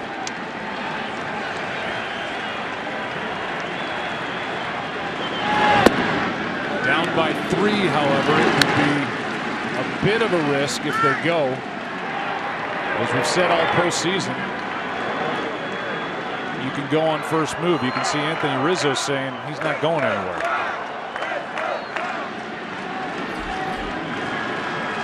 There's Allen. Cody's the closer for Terry Francona. Here's a 2-1. That missed. 2-2. Rather 3-1. Let's see it again.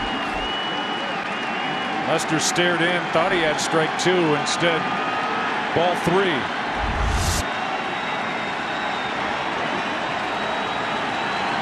Looked like a strike, didn't get it. 3-1 pitch. To the second baseman, Baez. Inning is over. And that sends Game 7 into the 7th. Chicago up 6-3. Back after this from your local Fox station. The ballpark. Unless I'm missing a television somewhere, you're just out there around Wrigley looking at the scoreboard. It's the top of the 7th, 6-3. Top of the order against Miller. And Dexter Fowler's had great swings against Andrew Miller. He's homered against him and greeted him with a single back in the 5th. The home run in this game came against the starter Corey Kluber. Here's one into right. Another hit for Fowler. And he's on to start the 7th. The home run he hit off Miller came in game number 4. The ultimate table setter for the Cubs, and how he goes Usually it's so goes Chicago. Yeah, absolutely. He gets on multiple times or even scores twice. The record is fantastic. And the Cubs, again, in this 3-game spurt, have really gotten better each game with every at-bat, getting familiar with the pitchers and what they're trying to do to attack them at the plate. Miller now with Schwarber at the plate. Fouls it left side, and that will find the seats. With Cody Allen in the bullpen and Chris Bryant on deck, we could be soon seeing the end of Andrew Miller. He went back-to-back games without appearing. That's a rarity for Miller. Did not pitch in game 5 or 6.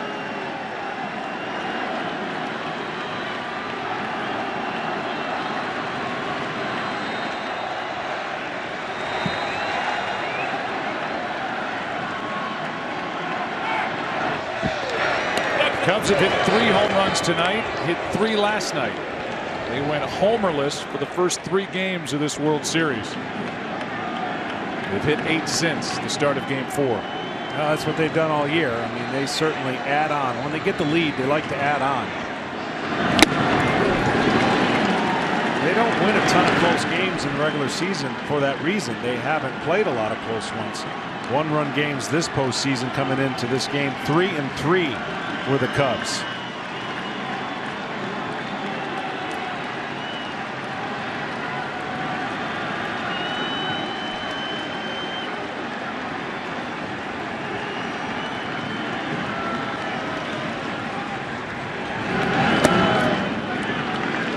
Scooped up by Perez, ball 1. Well, again, managers in this situation, very tough predicaments in game 7, and certainly Joe Maddon has made some moves even yesterday that he feels is right, and they went on and won. But I still believe the best move that he made was putting Kyle Schwarber in the 2nd spot, changing his lineup, therefore changing the production of the top 5 guys.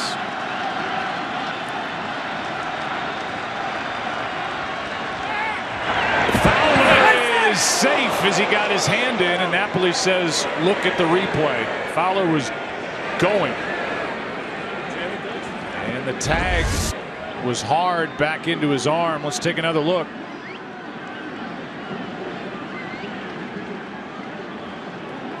Can't see if his hand went into the shoe of Napoli or went around it.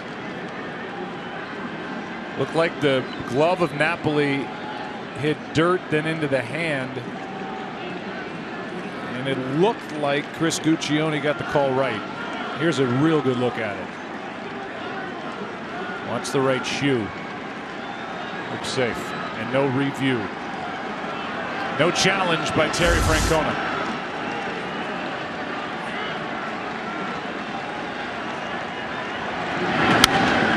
Still 1-2 on Schwarber.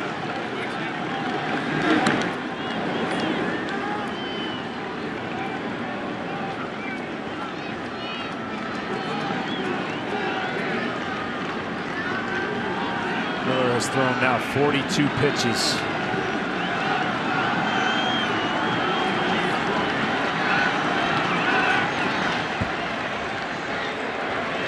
The most innings he's ever pitched in 1 year.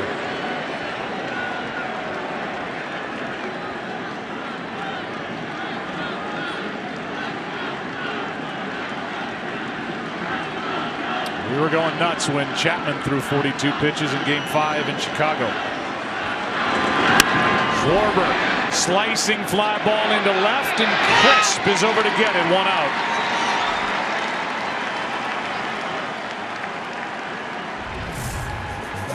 We're contractually obligated to show you the celebrities. Bill Murray is back. The beautiful, the talented, the Uber Cub fan Bonnie Hunt with Eddie Vedder. Vedder's been to more games than Joe Maddon this year. Same for John Cusack. LeBron's here. Give him the heater, Ricky. Ricky Vaughn, a.k.a. Charlie Sheen, a.k.a. the Wild Thing. Miller's gone, 1 on, 1 out. Cody Allen coming in. Chris Bryant. Allen up. Pitching to Chris Bryant. Runner at first, Fowler. Does he run?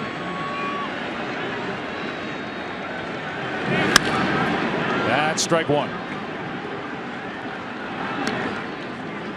Well, the Cubs during the regular season 18 times had won 3 games or more.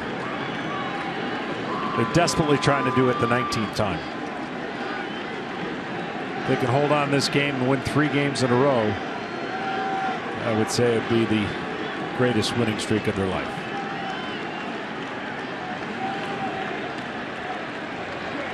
Here's the 0-1. Allen has been so good. No runs allowed over his last 16 2/3 innings pitched. He's got a great fastball and a power curveball that he throws off of it. And you can't eliminate one or the other because he can throw both of them for strikes.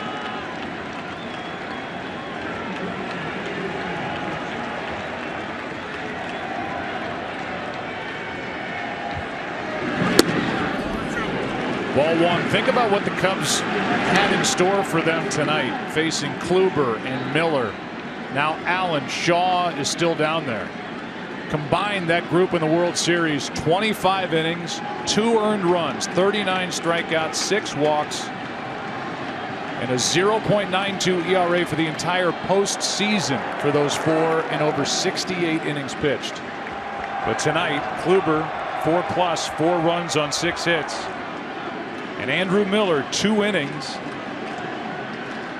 and he ends up giving up 2 runs on 4 hits.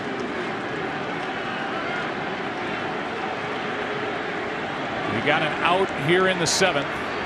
Oh, Fowler got a jump and then stopped, and Bryant pops it up. Foul ball. Napoli gives it a look and doesn't get there.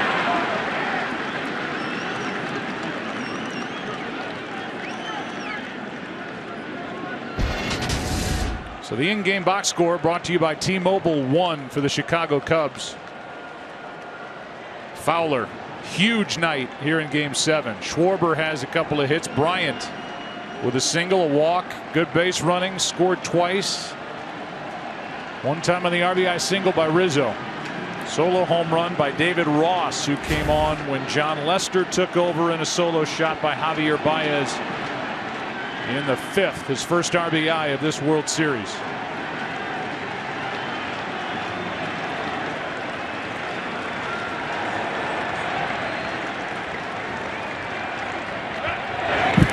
Well, relentless work goes on both sides. Coaches put in countless hours for strategy, game planning, video. But for the Cubs, there have been a concerted effort for their 2 young hitters to go the other way, Contreras and Baez. Tonight they both contributed with that work and that effort, a double and a homer for each. Contreras with a double, and then Baez, of course, with that long home run. Both trying to stay on the ball, listening to their manager, their hitting coach, both expanding the zone, and it's paid off.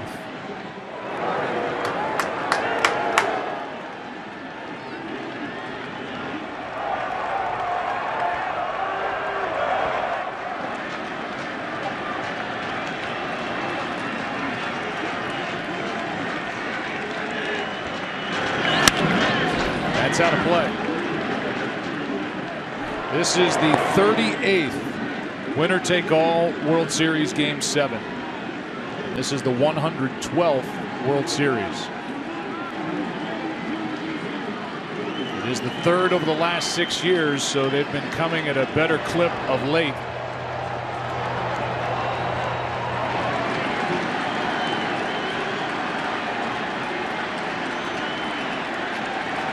Bryant waiting on a 1-2. Bryant, a big guy, and you can see almost a little bit more of a squat at times. But he explained what he was trying to do with his bat path and how he was trying to get it in the zone longer. He's got tremendous leverage being as tall as he is. But he gets in a little squat.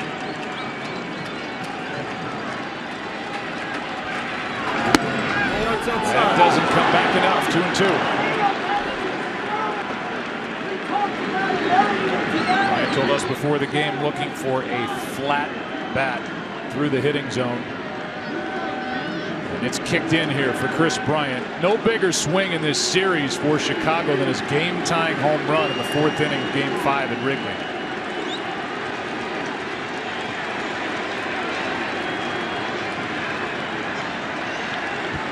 Fowler going, swing and a miss, throw down. It's a strike him out, throw him out, inning-ending double play. And that sends us to the 7th inning stretch. Joe Maddon says, wait. We're going to get another look. And he looks to be out. So we'll take our break. Bottom of the 7th will roll in. In Game 7, Cleveland coming to the plate down 3.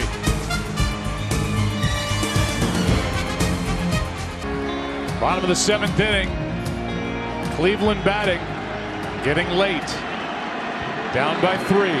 Lester deals a strike.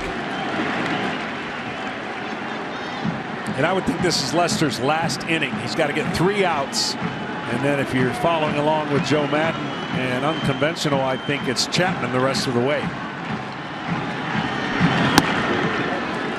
That would have been a little bit easier choice without all the work last night. I think it'll still be the choice for Joe Maddon, and we'll just wait and see what kind of stuff Chapman has coming out of the pen. Right now, it's a 1-1 count on Coco Crisp, who gets under it and flies it to Zobrist in left. So good move, bad move when it happened.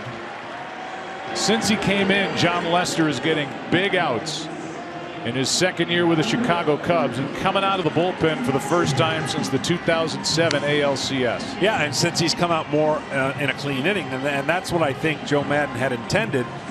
And once he starts an inning, obviously he's been in better rhythm, but coming in out of the pen with 2 outs, it just looked like he was connected with his stuff, missed with his curveball and off speeds, and ever since then he's been more of a starter mentality, even though he's been in relief. Roberto Perez with 1 out. Takes a strike. Perfect pitch on the outside corner from Lester. That's why I think Hendricks, when you see his facial reaction, like, I thought he was completely surprised and taken back by coming out in that situation. That pitch misses. 1 ball, 1 strike on Perez, who has a good sacrifice bunt. He struck out.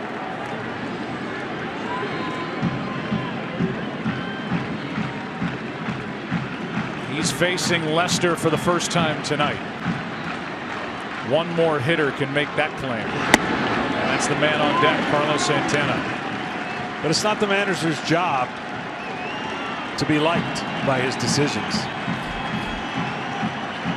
He has to make the decisions he feels best gives him a chance to win that game. And they're all easy from up here. The 2-1. 2-2. By the way, Andrew Miller tonight allowed 4 hits. That's the most hits allowed in a relief outing since August 4th, 2011 with the Red Sox against Cleveland. He allowed 4 hits in 2 2/3. He allowed 4 tonight in 2 1/3. And those were 2 big runs. Little breathing room here in the 7th. 2-2. Full count as Lester does not get the call.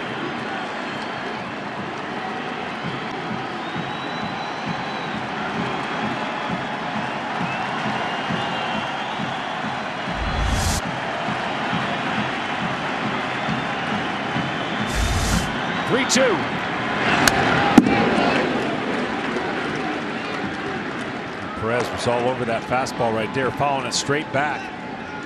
Of course, he took a fastball game 1. One of his 2 home runs. Just missing a fastball.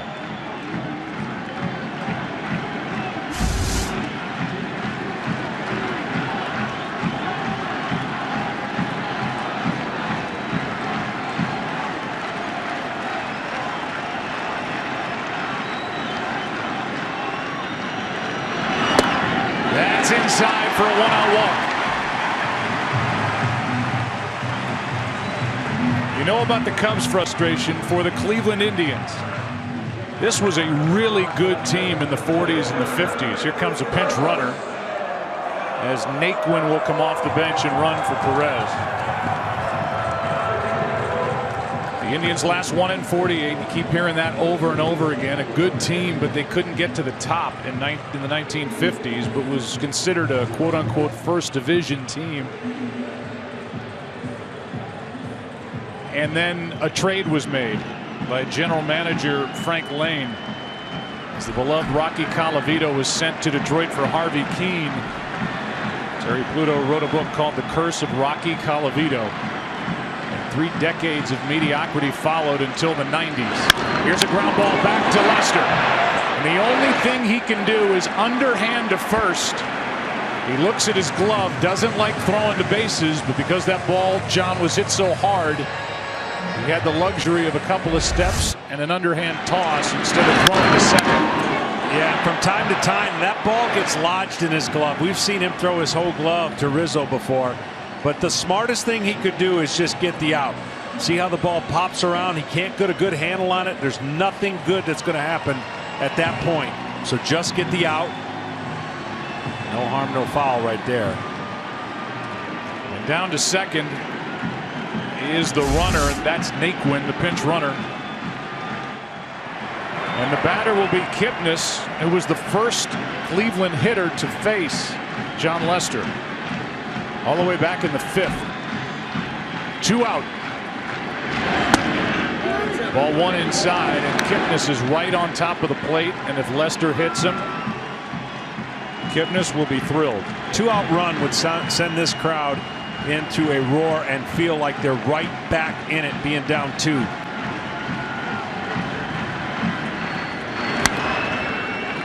And just to finish, the Indians then put it all together, and you remember this team obviously in the 90s. This franchise was pumping. I mean, they had as deep and as good a team as any across the big leagues. They came close in 95, lost to your Braves, had a Game 7 9th inning lead in 97, lost in 11 to the Marlins. There's strike 2 on Kipnis, and in this World Series up 3 games to 1. They've lost 2 straight and trail in Game 7 6-3. That's through the minds of every one of these fans, as they were hoping it would have been over yesterday. They were hoping it would have been over in Game 5 in Chicago. A close game.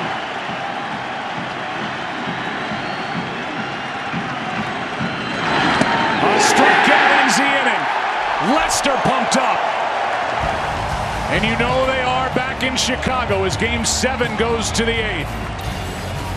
Cubs coming up, heart of the order to the plate. Lester fired up. Cubs by 3. New catcher into the game. It's Yan Gomes after Naquin pinch ran for Roberto Perez. The only change, Cody Allen back to work, and a strike hooks into Anthony Rizzo to start the 8th. Cubs lead by 3. Chapman getting loose. The Chicago pen. For the Indians, you're hoping it has the same effect that the Cubs have had on Miller. More opportunity to see him, and that means the last 3 games, a lot of opportunities to see Chapman. He has thrown 102 pitches. That's a lot of work. Lester, tremendous here tonight.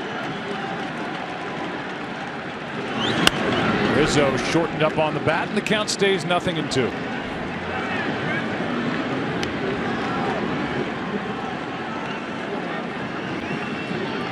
As we look ahead to the bottom of the 8th inning with Aroldis Chapman, it's kind of the same thing applies as it did with Lester, with Joe Maddon really wanting Chapman to come into a clean inning as opposed to waiting for trouble. A strikeout on a pitch down and in. Rizzo.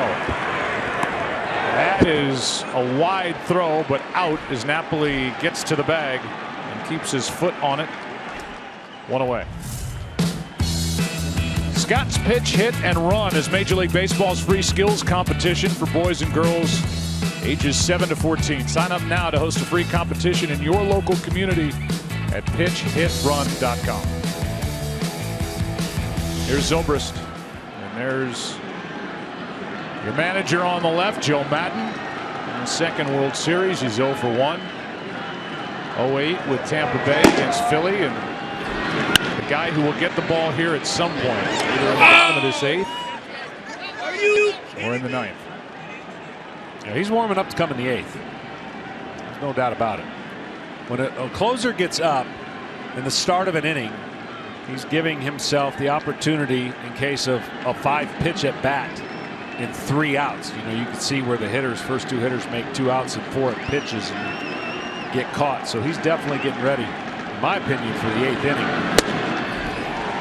With just overwhelming stuff for Cody Allen. 2 quick strikes on Ben Zobrist. Very underrated Mike Borzello, catching instructor and guy who puts scouting reports together for both pitchers and hitters if they ask for Joe Madden. He's a right-hand guy for Joe Torre for many years in New York and LA. The 0-2. Oh, check this swing, ball 1.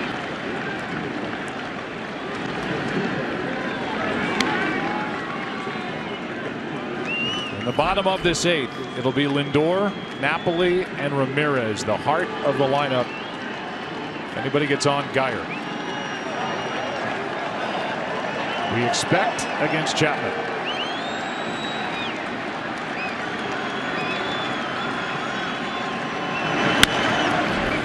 Good play by Napoli to the bag.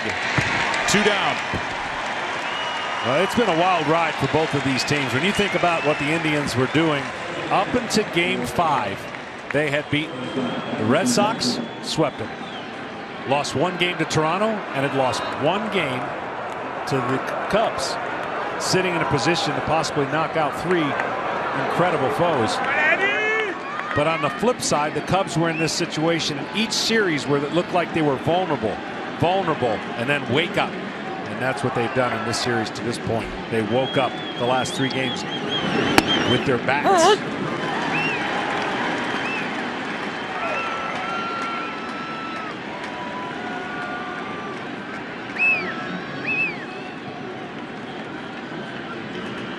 Two out, nobody on, 0-1. The count on Addison Russell, who has a sac fly.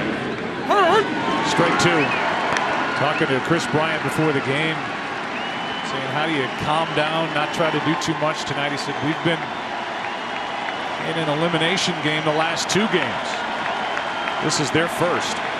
Talking about Cleveland. The 0-2. Russell pops it up. Allen dominant. Bottom of the 8th. Who will be on the mound? Cubs lead by 3. Lester back for more. With Chapman ready in the bullpen and a ball to Lindor, who desperately is trying to get on to start trouble for Cleveland here in the 8th. Yeah, Cleveland's got to get locked in their at bats. Try any way, anyhow, get on base. 2-0.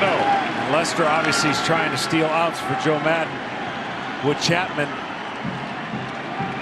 hopeful that he doesn't have to get 6 outs, as it seems right now. Last night Chapman came on in the 7th in a 7-2 game. Here's a 2-0. Hard hit right at Addison Russell. 1 away.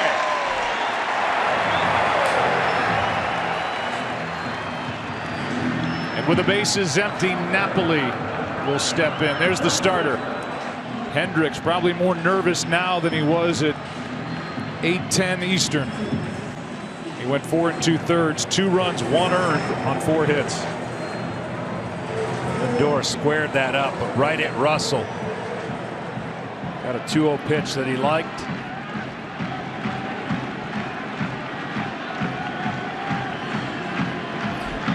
Napoli hitless tonight. Strike 1. 93. The velocity has been maintained by Lester. Yeah, he's done a great job mixing it up. He started out with some 2-seamers and curveballs, but now in the flow of the game, he's been able to throw his 4-seamer more consistent. In 2014, Madison Bumgarner threw 117 pitches to win Game 5 over Kansas City. 2 days off, then 68 pitches for a 5-inning save in a 1-run Game 7. Lester. So impressive. 90 pitches to win game 5. 2 days off. And he's thrown 50 pitches here in game 7.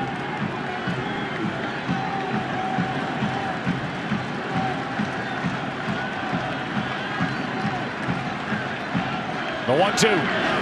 2-2.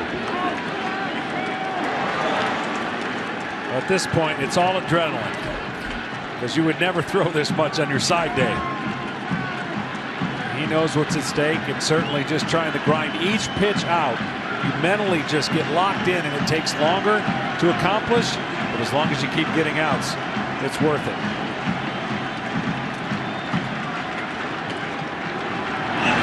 Two out.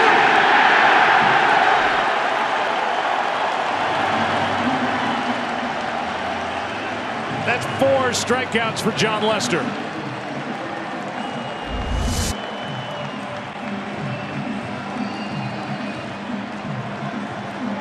We haven't seen that pitch a strike most of the night. Theo and his son.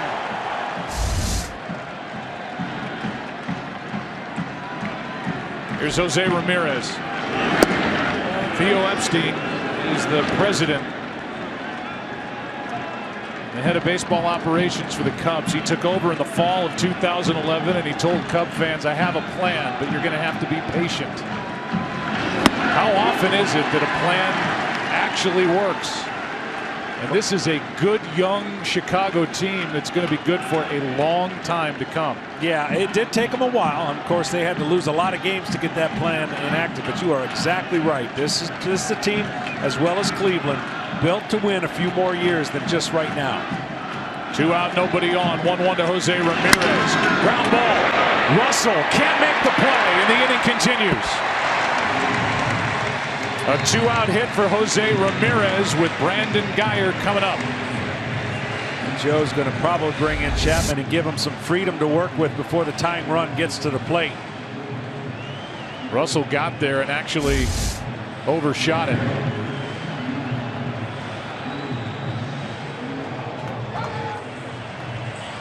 John Lester tonight goes 3 1/3.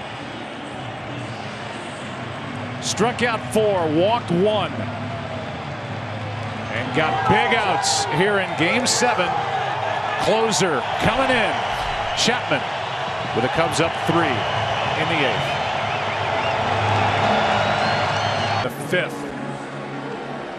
He got 1 out there, 2 outs in this inning, so 3 innings even. 1 run, 3 hits, responsible for the man on. 1 walk, 4 strikeouts. And now the game is in the hands of Aroldis Chapman, who the last 2 games has been asked for a lot of work. 35 of his 62 pitches have been triple digits. 2 out, while 1 outside to Guyer. Picked up from the Rays during the season. This guy gives Terry Francona a good at bat. Brandon Guyer. 1 ball, 1 strike. Yeah, he's done damage against left-handers, really stays in there, and of course he would love nothing more than to give the next guy on deck a chance. Find a way on base, get the tying run up. That's out of play, strike 2.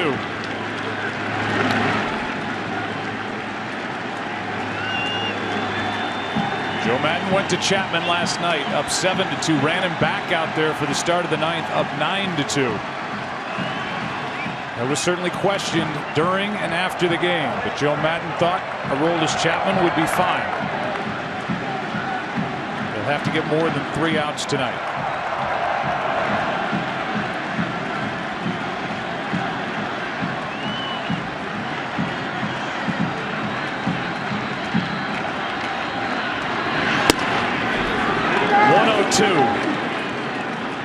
Two and 2. Well, earlier in his career, Chapman would get wild. That would be the only reason he'd give people a chance. But he has really learned how to command that 101, 102, and mix in an occasional slider here and there. Guys who have big swings at the plate have no chance to hit Chapman. You got to be disciplined, short, and use his power to your advantage. That's not Geyer. He's short to the ball. He's fouled a couple off to the right side. Runner at first, Ramirez, 2 out. Bottom of the 8th.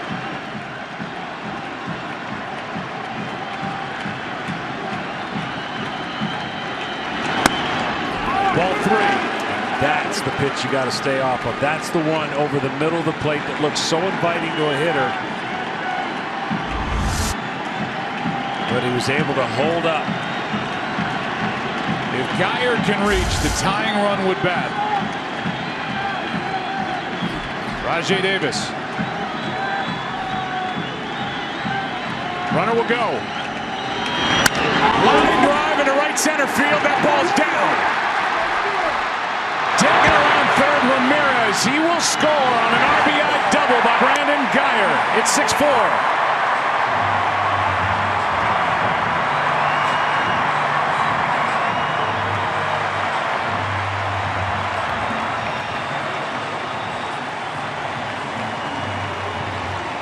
Short, quick, let the power be your friend. This dude can play against left-handed pitching. And that is a huge 2-out pick-me-up RBI. And as we said, the tying run comes to the plate. And if nothing else, it puts the Indians in a spot where if it stays like this, at the worst, it takes just one base runner to have a chance in the 9th. Davis. Ball 1 at 100 miles an hour. Rajai 0 for 3. And 3 for 20 in this series.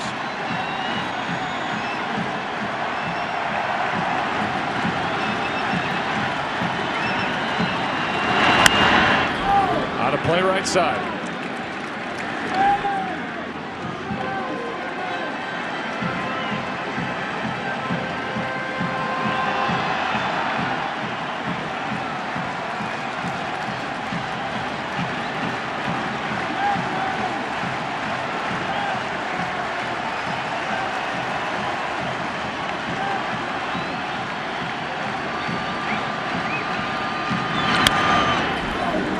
Aroldis Chapman started the year with the Yankees. He was involved in a domestic violence situation. Charges dropped, but Major League Baseball suspended him for 30 games. He came back, pitched well for the Yankees, and was traded to the Cubs on July 25th. And they hand him the ball here in the 8th inning of Game 7. 2-2.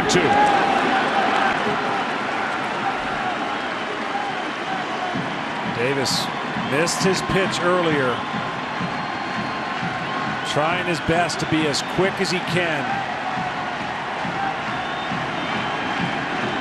2-2. Just got a piece. That's where he prefers it. He wants the inner half of the ball so that he has a better chance of getting the barrel to it. Away, not a whole lot he can do with it. Up, same result. Sometimes you got to get lucky against a guy like Chapman. You got to guess in an area and hope he throws it there. Geyer delivered an RBI double with 2 out. The 2-2.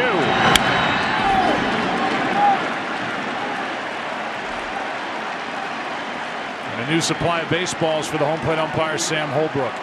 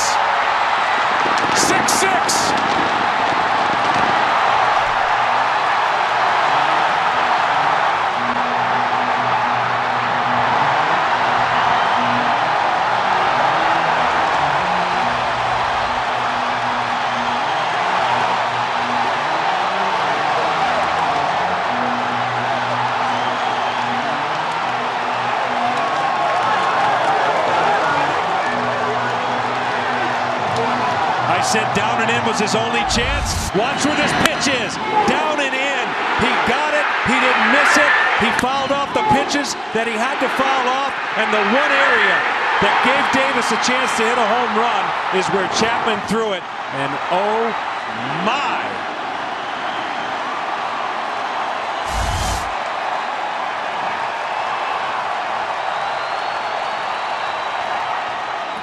Now Crisp. Ball one. That's the first home run allowed by Aroldis Chapman since June 18th. While with the Yankees, Kurt Suzuki of the Twins, 210 batters in between. And it comes with 2 outs in the bottom of the 8th of Game 7 to tie it. Here's a base hit by Crisp. Go-ahead run is on.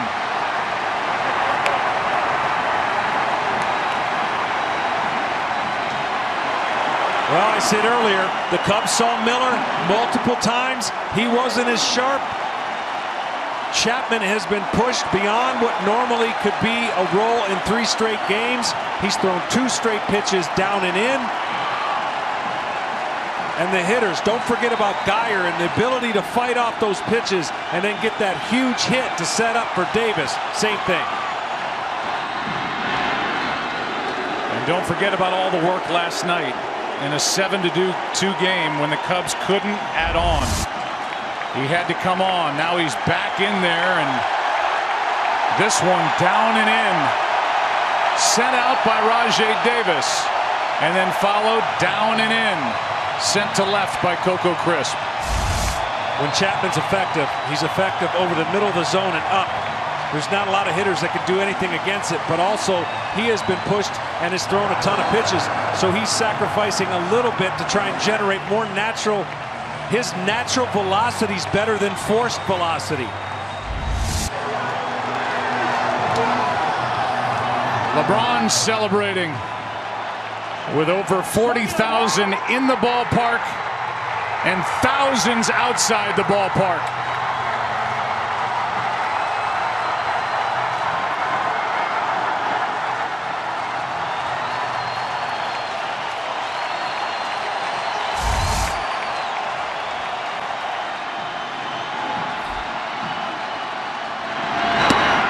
Ball one now to Yan Gomes.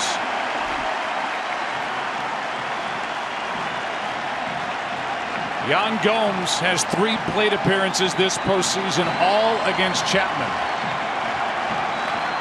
He's grounded out, struck out, and bounced into a double play, and a check on Crisp. There's a go-ahead run at first with 2 out.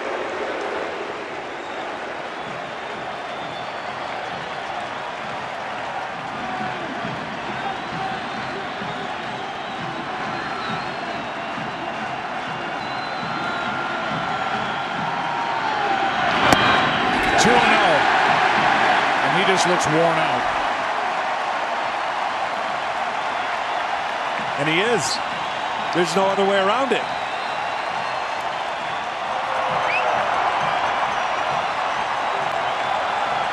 A 2-out infield hit by Jose Ramirez, and Russell couldn't make the play, diving to his left. The pitching change, double homer, single. Now a 2-0 pitch to Gomes. Fooled by the slider from Chapman, 2-1. And unfortunately now, the bullpen that has been hard to trust for Joe Maddon is going to be put in duties to have to trust it. And that lack of trust has led to all the work, especially last night for Chapman. Gomes could be a hero. 2-2. Back-to-back sliders.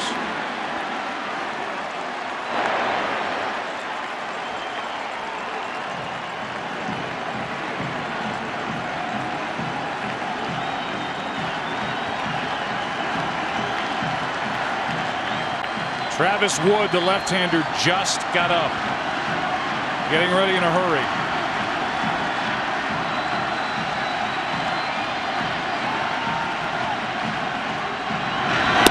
Inning over.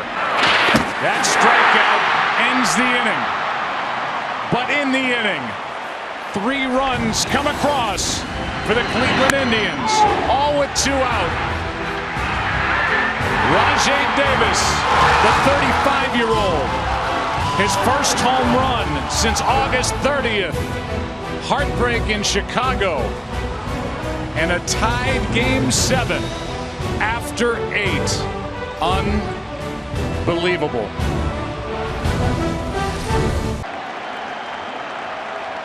And it belongs to Rajay Davis, his first since the 30th of August. The moment of his life, but it's 6-6 now, 9th inning. How much can the Indians get out of Cody Allen? That misses for ball 1 to David Ross, who homered in his only at bat back in the 6th. Yeah, Cody Allen's been unbelievable, but again, he's pressed into some extra duty now and extra adrenaline to boot. 2-0. I've seen crazy games and crazy series played. I think back to Texas and St. Louis 2 times, 1 strike away from winning the World Series in Game 6. This is Game 7. Battling off pitches and then getting a homer. And now the weather that they were worried was coming in is here. Starting to rain. 2-0 the count on David Ross.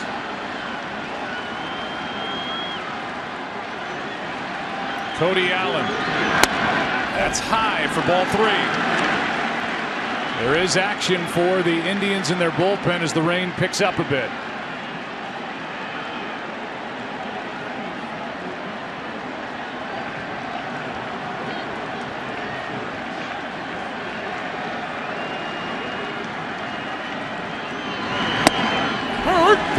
This is the first Game 7 tied after 8 since the Classic you were a part of, 1991. Braves and Twins. That game at the Metrodome, this game at Progressive Field. Allen needs to throw a strike. 3-1. He can't. A leadoff walk here in the 9th inning. Remember, the Cubs are carrying 3 catchers. If they want a pinch run for Ross, they can and they will with Coughlin.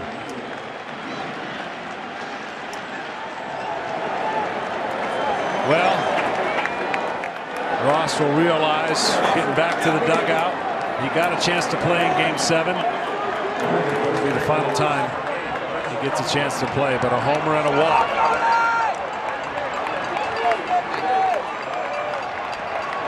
Now Coughlin running at first. Hayward at the plate.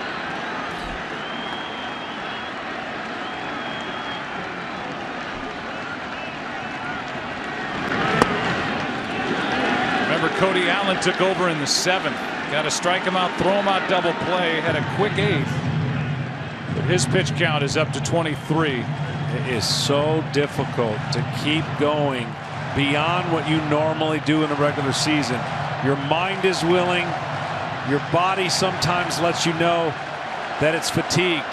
And what happens is you sacrifice location because you're trying to generate the stuff you feel you're losing by just the length of the game that you're pitching. Hayward 0 for 3 tonight. 3 for 18 in this World Series. Indians expect a bunt.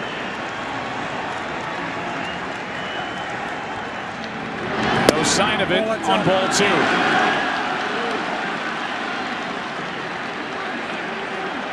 The Indians have Shaw. Looks like he's in the pen trying to get ready, and the rain, that little shower just kind of dissipated. Maybe that'll help the touch on the ball for Cody Allen. Here's a 2-0. Jason Hayward takes a strike. Hayward hit .230 during the regular season, first year of an 8-year deal. He's got 1 RBI this postseason. He's gone 21 straight games without a hit on the road. He's got to let it go right here on a fastball. He's got to think fastball, trust it, and let it go.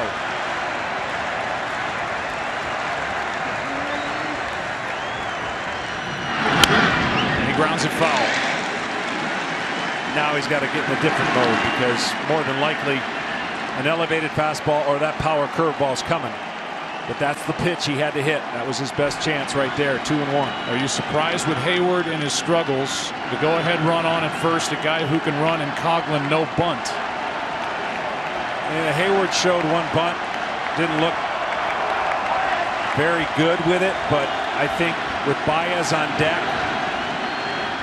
I think Joe Maddon likes this matchup a little bit better if he can get 2 chances to swing the bat. The 2-2 now. Runner goes. Grounder to first is foul, and Coghlan got a good jump.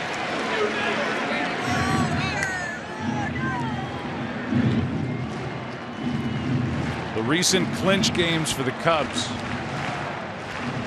Back in 2003, Game 7, Game 6. 1984 blew a 3-run lead in the NLCS Game 5 against San Diego. Indians trailed tonight 5-1 in the 5th. Come back to tie it 6-6. 2-2. That is foul down the line. And Hayward is starting to time up Cody Allen. Yes, he is. And Cody Allen a little bit slow to the plate. You saw Coghlan go, but this fastball right here got to be fouled up. I would think almost definitely with a breaking ball.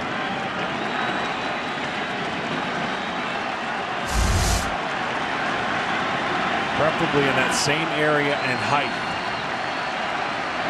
2-2 the count.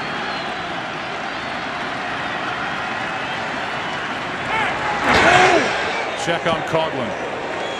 This is the 3rd time in a World Series Game 7 that a team has come back from 4 runs or more to tie or take the lead.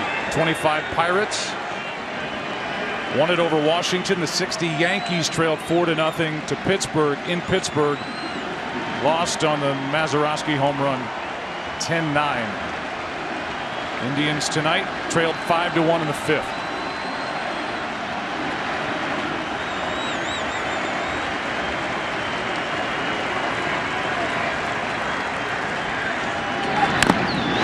Just got a piece.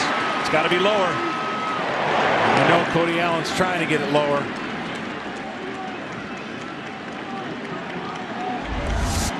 This one catches too much of the plate. Height-wise.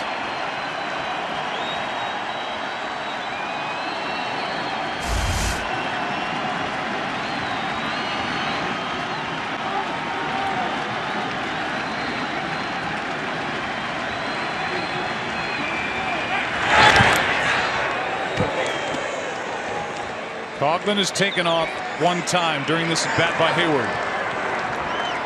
Hayward's plenty strong. He hit 7 home runs during the regular season. Drove in 49. Only 1 since the postseason began. And for a while benched. A chance here.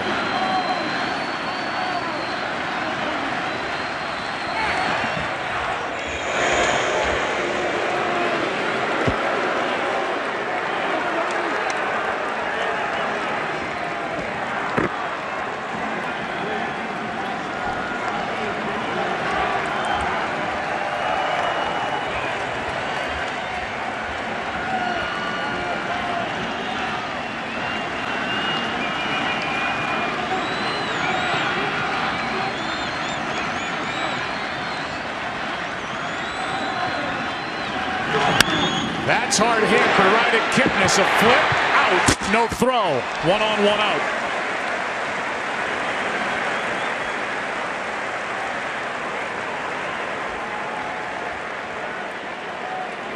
Jason Hayward can get down the line, but he squared that ball up.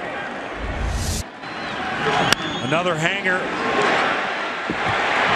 And get the out at second. I think Terry's going to have a double switch situation coming up. It's an inning and 2/3 for Cody Allen. Or he might be asking about the slide at second. The grounds crew, on a separate note, just came firing out from behind the left field wall. They're going to give this a look. And now the grounds crew is stationed behind the tarp down the line. What'd you think of the slide? Well, that's what's being challenged here by Terry Francona. Lindor is in front of the bag about 3 or 4 feet, right? And you're supposed to slide into the bag without deviating. So the question is going to be, see how far he is when he catches the ball and see how far he goes when he gets ready to throw. They're going to see if his slide deviates from the bag or if it's straight on. That angle doesn't really tell us a whole lot. This might be better. And it looks like he's going to the bag, but and now they've called the runner at second out and the runner at first, and Joe Maddon's going to get an explanation. Let's see. This is why Major League Baseball has got to give an announcement as to what they're looking at. They pointed to second and said out. The crowd reacted, thinking that Cleveland's going to get both outs. I'm not sure that's the case. And so Terry Francona's out and getting an explanation from John Hirschbeck. And they are going to put Hayward back at first, but they leave everybody in the dark because they don't say what they're reviewing. And then there's no announcement made to the crowd. So the crowd reacts, but it's what we expected, which is Hayward at first, 1 out. And it was an okay slide by the runner. Yeah, and that's what Terry was coming out to see, is the slide okay, and they said yes, and now he will make that pitching change. So it's Hayward at first, 1 out. Cody Allen is gone. Shaw is coming in with Baez coming up. Tied. Rajai Davis off of Aroldis Chapman in the bottom of the 8th, off the lens of the camera, to set off a celebration and tie the game at 6. And now here in the 9th inning,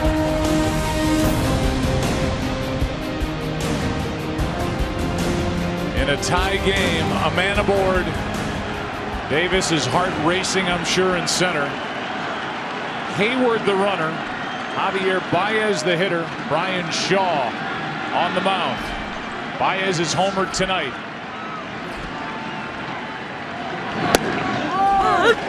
That's a strike on the outside corner. Everything Shaw throws cuts, and he does have a rather interesting leg kick to home. So if Hayward gets any timed jump, see if he takes advantage of it. Quick pitch there. And Hayward didn't take off on a ball that trickled away from Yan Gomes. Meanwhile, just to finish the story about what happened in the bottom of the 8th after Lester gave up the infield hit, Aroldis Chapman, who was called on last night in a 5-run game, went back out to work in the 9th inning in a 7-run game. There's no doubt the amount of work finally caught up to Aroldis Chapman. Yeah, absolutely. It catches up to everyone. It caught up to Miller. I mean, Cody Allen could only throw so many innings. He was trying to throw 3. The postseason brings about truth serum for these managers and who they trust out of their bullpens. It's a shorter list for Joe Maddon than it is for Terry Francona. And Maddon's got starters down there tonight, and he went to Lester and then Chapman. It didn't work. 2-1. But both games, Joe, get traced back to 2 outs, 1 runner on, and you take your starter out. When you take your starter out, you're forced to make more moves that result in going to Chapman. Arrieta cruising, 100 pitches, big deal. He took him out. We saw what happened yesterday. Hendricks kind of cruising, took him out, saw what happened. Swing and a miss, throw down to second, gets away, and Hayward will go to third.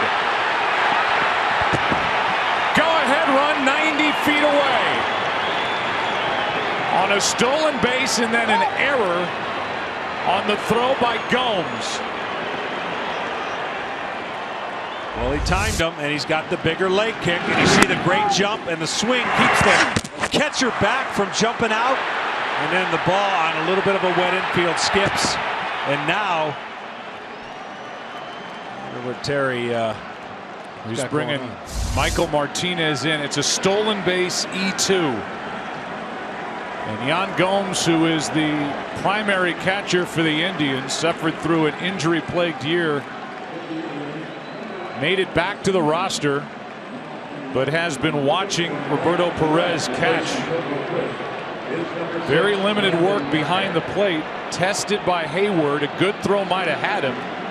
The throw bounced in, and now the go-ahead run is at third base with 1 out and a 3-2 count. And you've got basically a designated thrower and Michael Martinez taking over in right for Geyer. This would be a gutsy call right here. 3-2.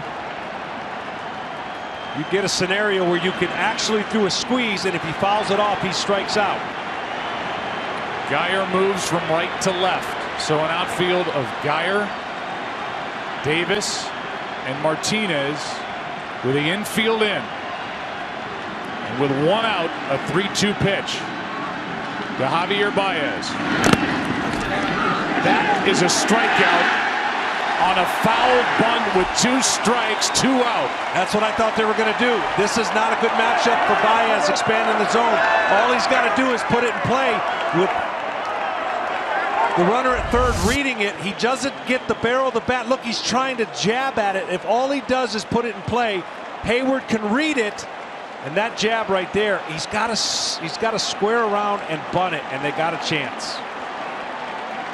Instead, a strikeout on a foul bunt with 2 strikes. And see, he's protected with that strikeout by not getting the runner thrown out if he doesn't hit it in fair territory, bunt it in fair territory. Well, now 2 out, and Dexter Fowler, who's had a 3-hit night and lined out, looking for a 2-out hit. Shaw looking to keep it tied.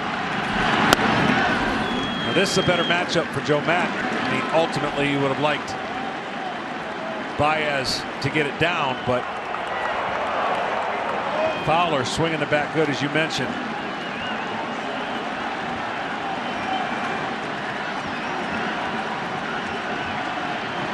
What a play that was. 1-0 pitch. Fowler 2-0. Again, the story with Dexter Fowler. The report was he had agreed to a deal with Baltimore. Ended up signing a 1-year deal to come back to the Cubs. Surprised his teammates in spring training. To be a part of it could be a hero.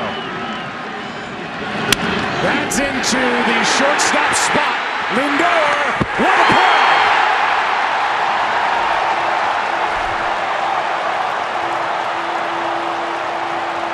And this game is 6-6 into the bottom of the 9th. And Lindor had to range all the way behind the bag to end the inning. What a play. Up the middle, good speed by Fowler. You got to throw this quick. And he did. What a play.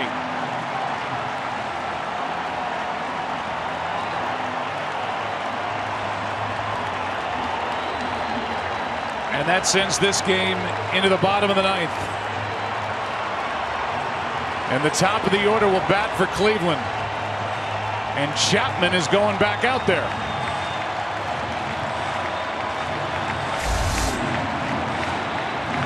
This commercial-free break is brought to you by T-Mobile. Welcome to Unlimited Baseball. The Cubs last won the World Championship in 1908. They went back-to-back in 07 and 08 against the Detroit Tigers. Who was alive in 1908? Al Capone was a 9-year-old. You knew what was to come for Al. Babe Ruth was 13 years old. Thomas Edison, 61 years old in 1908. And Samuel Clemens, a.k.a. Mark Twain, was in his early 70s. And then 68 years ago, the year was 1948. The last time this proud Indians franchise won it all. And for Cleveland. In the history of this great city, two teams have clinched here. The 1920 Cleveland Indians and the 1964 Cleveland Browns. They did that at Cleveland Municipal Stadium, which was taken down. It's where the Indians played as well, and now a new stadium where the Cleveland Browns play. And this game 7 is going into the bottom of the 9th inning, and Aroldis Chapman, I can't imagine how much he has left. We'll deal with the top of the lineup, Santana, Kipnis, and Lindor. After a 2-out rally in the bottom of the 8th, tied this game at 6. Oh my. It's hard to catch your breath.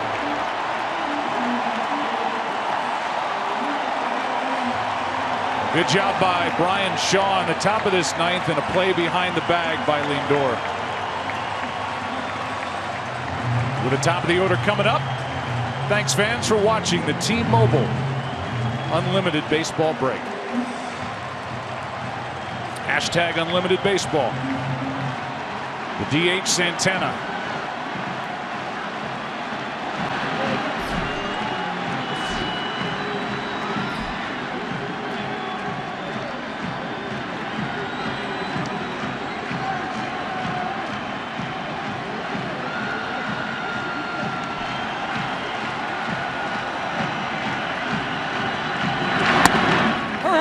Here's a guy who's hit better against left-handed pitching this postseason. He is more powerful from the other side of the plate with 34 during the regular season, 30 of which came batting left-handed. 1 ball, 1 strike from Chapman, who's given the Cubs everything he's got. Couple sliders to come out. Both these teams embody their manager. Neither one would ever give up, and both have the heart of their leader. 2-1 from Chapman. There are pitchers up for the Cubs in their bullpen, in case you're wondering.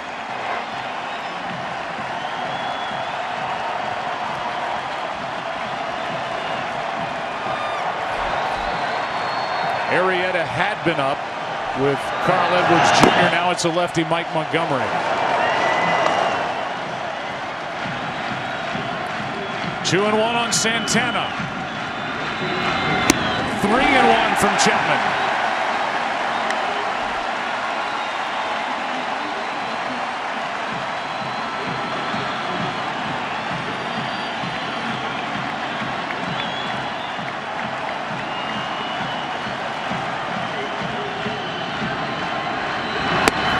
Full count. The only game-winning home run in the 9th inning or later in Game 7. Bill Mazeroski with a walk-off home run in 1960 in Pittsburgh against the Yankees. Santana hits one in the air to left, got under it, and Zobrist is coming on. 1 out. And Chapman a good job to bounce back from a 3-1 count. Yeah, he threw a 3-1 slider or 3-2 slider, and there's no way, I don't think Santana thought that would be the pitch, and just got underneath it. Here's the slider. When you're expecting 100, even though it wasn't the best located slider, tough to adjust.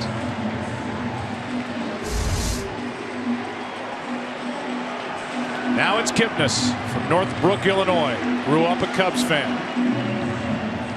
Of the teams with Grace and Sandberg.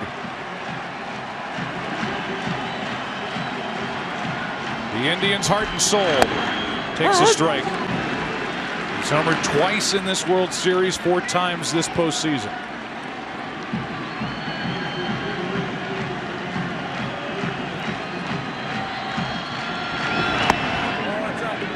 Ball 1.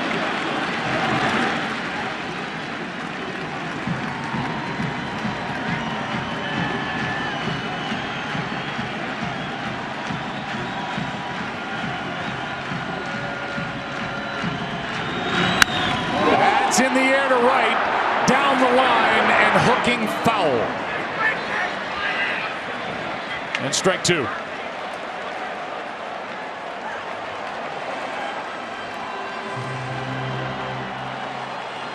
Well, normally Chapman would rear back and throw a high fastball right here, but he could tell that the command and the velocity is not quite understandably where it would be, so he's come in this inning and throw more sliders.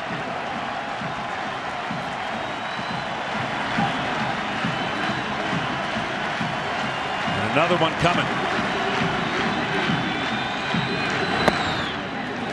Last inning, Aroldis Chapman was 8 pitches out of his 21 were triple digits. So far 0 for 10, and getting it to 100 or better, and he's featured more sliders.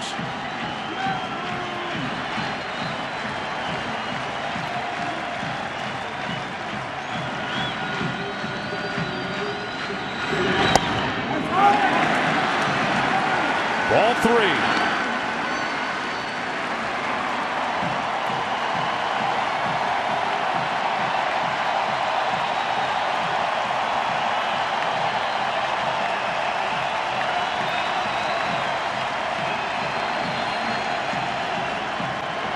Miguel Montero, who has taken over behind the plate after Ross was lifted for the pinch runner, goes out to talk to Chapman.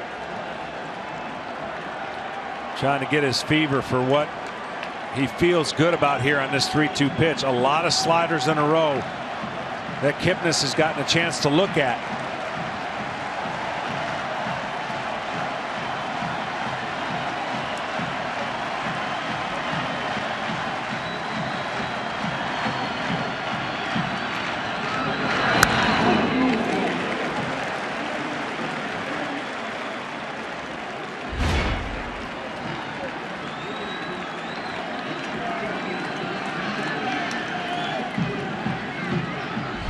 I mean, this is the way it's supposed to be, isn't it? Two franchise desperately trying to end something. 21 innings later. Okay, not 21. Right now, we're just tied in the 9th. 3-2. Struck him out. 98.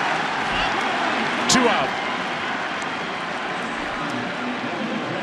Second strikeout for Chapman. Lindor coming up. And this is typically what he does. He just rears back when that's up in the zone. A hitter. Talk to every hitter. You tell yourself to stay off of it, but you can't. It just ball looks like it's so good, and then it's by you.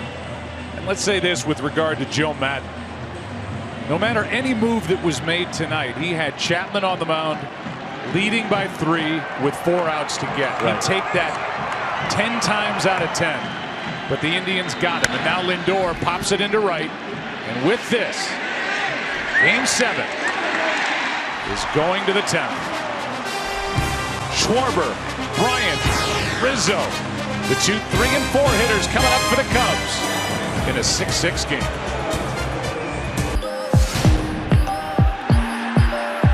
It's gone! Tie game! That's what we're here to do.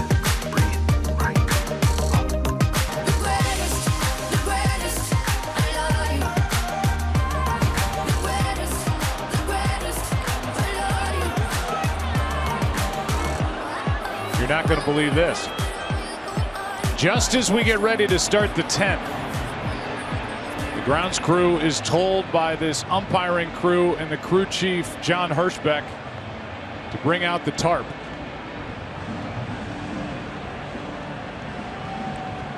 And this has to tell you that there's heavier weather coming. We've seen the umpires talking to the grounds crew between innings. I would say it's not pouring right now. I know on TV it looks worse than it really is, but the tarp is on the field. It's rained like this already in this game. They played through it, but now they won't, and so we're going to be delayed. There's some heavier stuff coming. That's what they're anticipating, and that's what you're looking at. Well, we'll have to wait a little while longer for the start of the 10th. Meanwhile, there's so many things to talk about in this game. Aroldis Chapman, to me, it dates back to him coming in last night and all the work, and then tonight he gives up in the 8th inning a double. Brandon Guyer with a huge double, and then he scored on the 2-out 2-run home run by Rajai Davis. What a big in-season pickup that was for general manager Mike Chernoff and president of baseball operations Chris Antonetti. And then I know you were expecting it, but after the stolen base and the throwing error by the catcher Yan Gomes, runner at third, 1 out, a 3-2 count, where you know that Brian Shaw is going to have to throw a strike. Joe Madden puts the bunt on, hoping that Baez can get the bunt down. Baez, remember, was the co-MVP of the NLCS. Obviously struggling. He bunts it foul, and the strikeout, then the play by Lindor to his left to Rob Fowler, and here we are tied at 6. Yeah, and honestly, it was an easier play than he made it. He tried to jab the bunt instead of sacrifice the bunt and play aggressive, and that's what the Cubs were able to do, is play aggressive with their base running. They played aggressive there based on the matchup. They're going to have to figure this thing out after who knows how long of a rain delay. Let's go down to Ken Rosenthal. Thanks, Joe. John, you're the crew chief. What do you hear about the weather? Well, we've been talking for the last couple innings, and there was a cell that went through earlier that was light. We knew about that. This one, he thought it might miss us, but he said just at the last second when the inning was ready to start, he said it's going to hit us. And in this situation, we don't want to take any chance. We don't want to have them play now in the 7th game of the World Series and extra innings, high score, in conditions that aren't right. So just to keep the field perfect, we covered it, and we'll wait this out. Now, the good thing is there's nothing behind it. So you expect to finish this game? Absolutely. And now, you know, more drama. The middle of the order coming up is Schwarber, who will lead off against Shaw. Your guy Schwarby, who will lead it off against Shaw. Well, you like drama? How about a game 7, a winner go home, Cubs, Indians? Here we go. Looks like plays about to resume. Back up to the booth. Joe Buck and John Smoltz, guys, take it away. All right, Kevin, thank you. Just to finish on Aroldis Chapman, who you heard from Tom Verducci was in tears leaving the dugout a moment ago. Chapman, 97 pitches in the last 3 games, and his most ever before in a 4-day span, 83.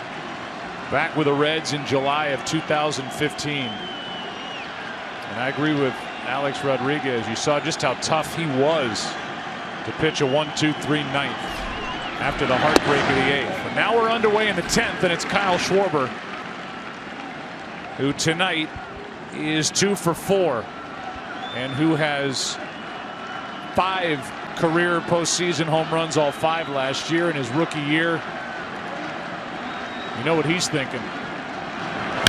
Hard hit, base hit. Leadoff man is on, and Schwarber pumping his fist down the first baseline. He's on to start the 10th. And after the long layoff, Brian Shaw, who came on in the top of the 9th, had to wait a 17-minute delay. And Schwarber now will be lifted for a pinch runner, Albert Almora. How about a 3-hit night for Kyle Schwarber? Yeah, he's been unbelievable. The ball down, he gets to. The ball up, not so much. Shaw makes a mistake there. Tried to pitch him up. Got it into one of the sweetest swings on the Cubs lineup. Well, there's the go-ahead run. Albert Almora. And the batter is the suddenly red-hot Chris Bryant, who has a hit, a walk, 2 runs scored tonight. Ball 1 missing. Now you're asking, John, for a lot out of Brian Shaw, who came on in the 9th, had to sit during the bottom of the 9th, albeit a 1-2-3 frame, and then a 17-minute delay. Yeah, and the Indians will have all their resources going, and whatever Terry thinks are better matchups for particular hitters. That pitch dangerously up, and Bryant fouls it back. Strike 1. 1 ball, 1 strike. At this point, Shaw is trying to will a ground ball. And when I say will it, you're talking about a great hitter who lifts the ball in Bryant. So you have to make a great pitch that he reaches to hit on the ground. Otherwise, he could gap you. Fought it off. Good pitch in on the hands at 96. And Bryant checks his bat to make sure there are no cracks. Strike 2.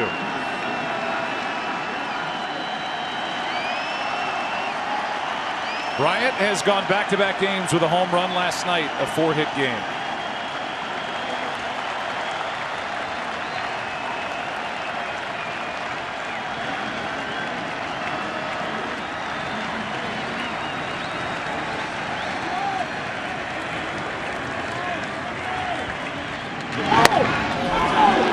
Two and 2. I said earlier, the team that handles emotionally all the ups and downs will be better suited to win a game. You spend so much energy. Cubs got off to a great start. Up, thinking, counting outs, got their closer in. And then that energy gets zapped from you and it gets shifted to the other side. Well, that rain delay kind of puts it more at neutral. And now it's up to the Cubs to try and create stress for the Indians here on the road in extra innings.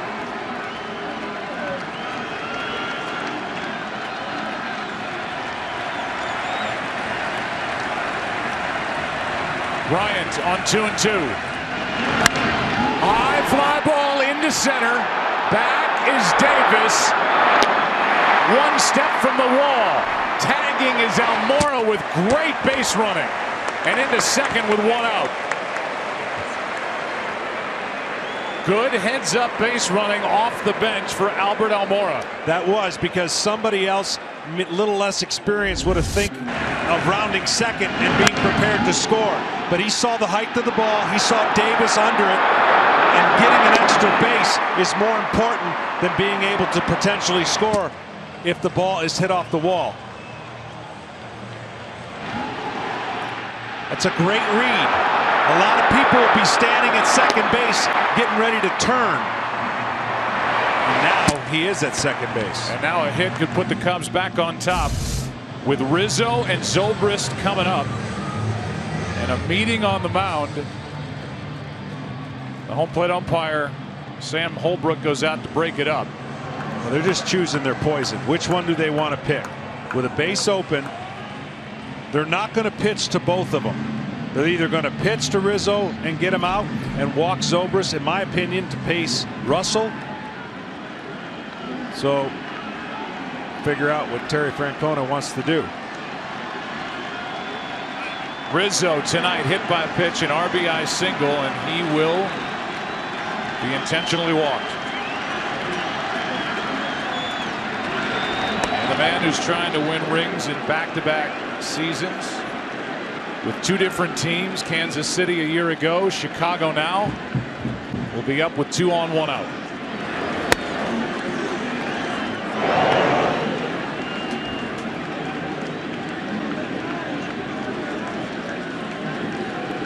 Rizzo's gone 2 for 2 against Brian Shaw. His career numbers, so that, I'm sure, made the decision that much easier. But that's respect right there. But I'll tell you one thing. Zobrist can handle a cutter from the left-hand side.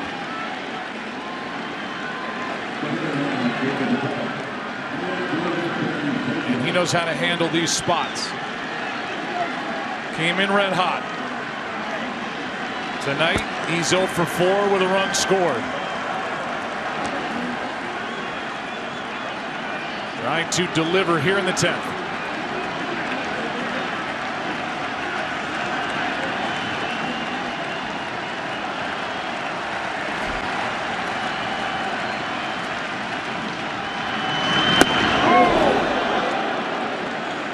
Ball 1 from Shaw.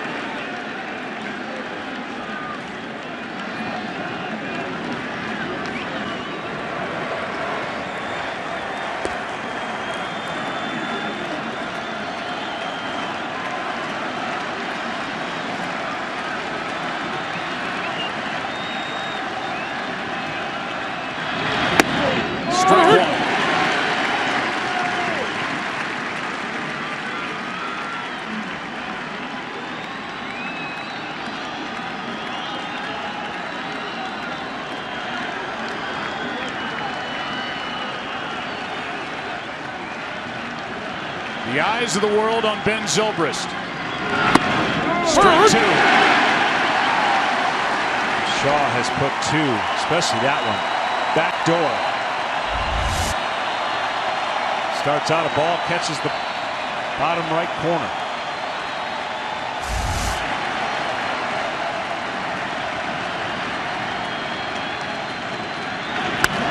Zobrist spoils it. So they walk Rizzo. The go-ahead run at second. Zobrist, the veteran, up. The young shortstop Addison Russell on deck.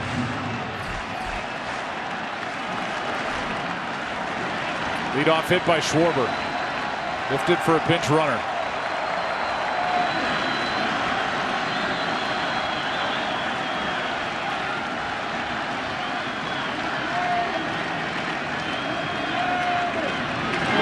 Zobrist, that's a base hit. Cubs will take the lead. Almora digging to the plate. Zobrist delivers 7-6 in the 10th.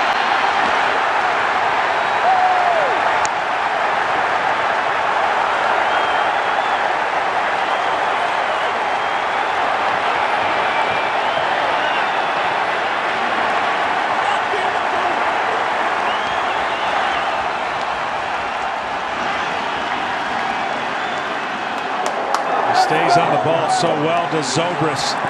Tremendous bat control, and there's a man that I don't know if he thought he'd play a role in tonight's 7th game.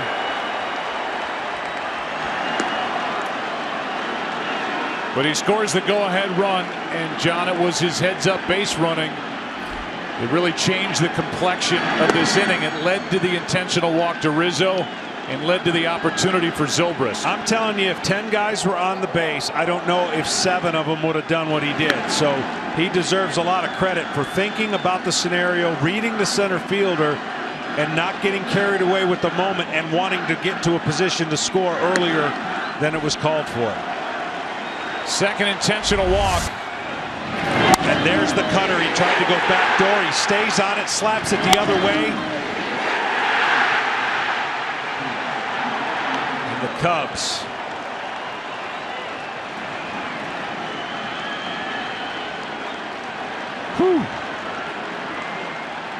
What a reaction by Rizzo, and now Miguel Montero.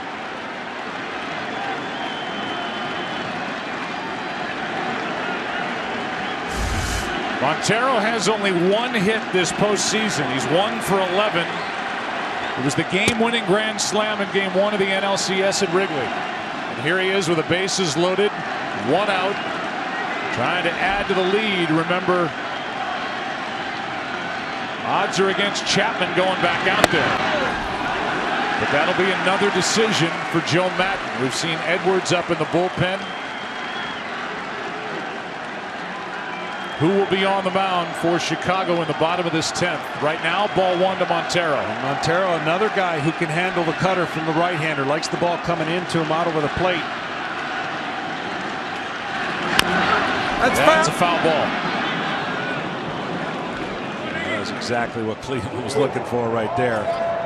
It looks like that's the man right now that has Chicago on his rather slim but electric arm. The 25-year-old. Chapman right now is in line for the win.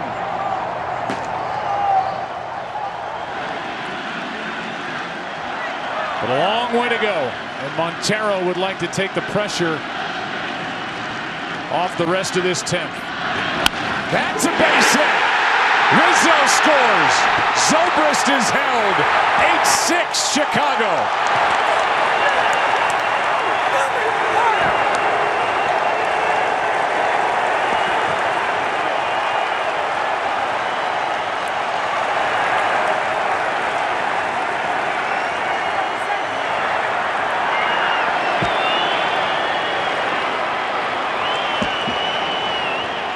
Unfortunately, 2 left-handers that like the cutter, and you see him stay on it again.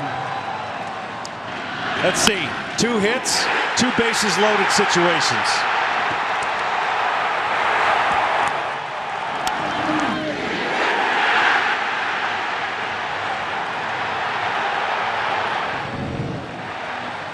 And listen to those Cub fans who have paid a dear price to be inside this stadium tonight. All the noise they're making. And you can hear them in Murphy's all the way here in Cleveland. 10th inning, pitching change. Cubs by 2. The Chicago Cubs at one point led 5-1.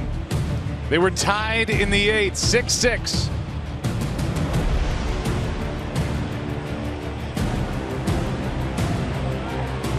And now lead by 2 in the 10th.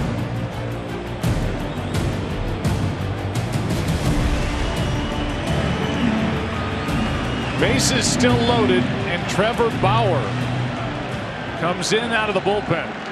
He started the season in the bullpen. This postseason, he's made 4 starts, a record of 0-2. Lost game 5, John, 3-2 at Wrigley. I would think this matchup has a lot to do with the 4-seam fastball up or 4-seam fastball with velocity against Hayward. Bases loaded, infield in, and Hayward after the first pitch. Strike 1. The Indians in the bottom of this 10th will have Napoli, Ramirez, and Geyer. Getting into the area of the lineup for Cleveland that tied this game in the 8th. They're going to have to go to work again. But how big will this lead be? Well, Schwarber getting the hit, just put a runner on, and then we saw the sac fly, and they weren't going to pitch to both Rizzo and Zobrist. They picked one. Zobrist made him pay. Hayward swings at a terrible pitch that bounces in there, strike 2. That bounced 3 feet in front of the plate. Well, he made his mind up. He was going to go after that fastball that he thought he was getting. Good block by Gomes to keep the ball at the plate and avoid a wild pitch. Hayward backed up at 0-2. Again, the infield is in.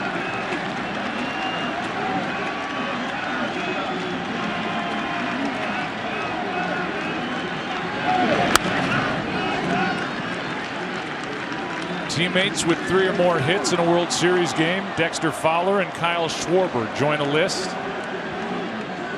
George Brett and Darryl Motley for the Royals in '85.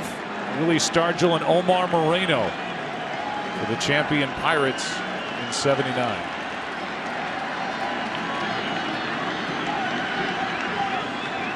Schwarber's hit started this uprising in the 10th. Hayward goes around and strikes out as Bauer bounces another in there. And a big strikeout for the second out of the inning.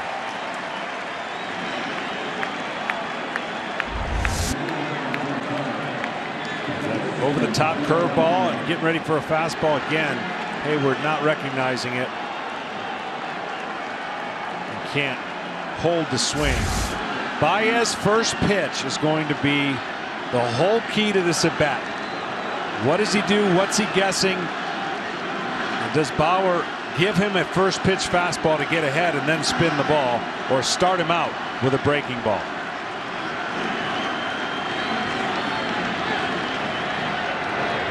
Remember last time Baez was up, Hayward had stolen second, moved to third on a throwing error by the catcher. The count had gone full, 3-2. They asked Baez to get a bunt down, and he fouled it for a strikeout.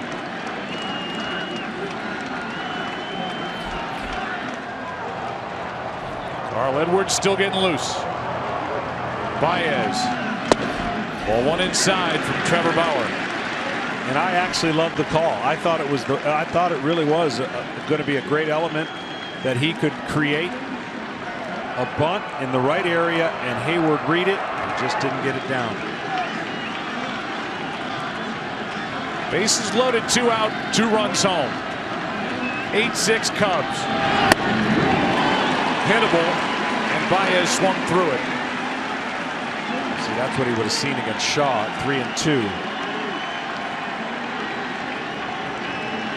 Talk about 3 catchers on the active roster for Joe Madden. Each catcher has an RBI tonight.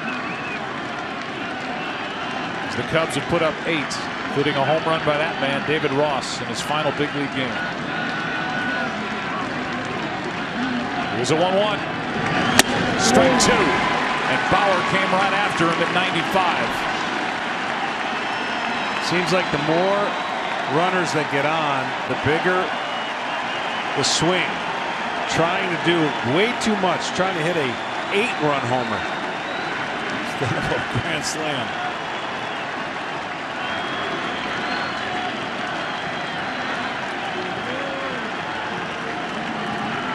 Bases loaded, 2 out. The 1-2. This time Baez lays off the pitch that got Hayward. 2-2.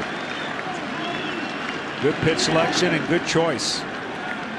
Problem is he threw a fastball way up high.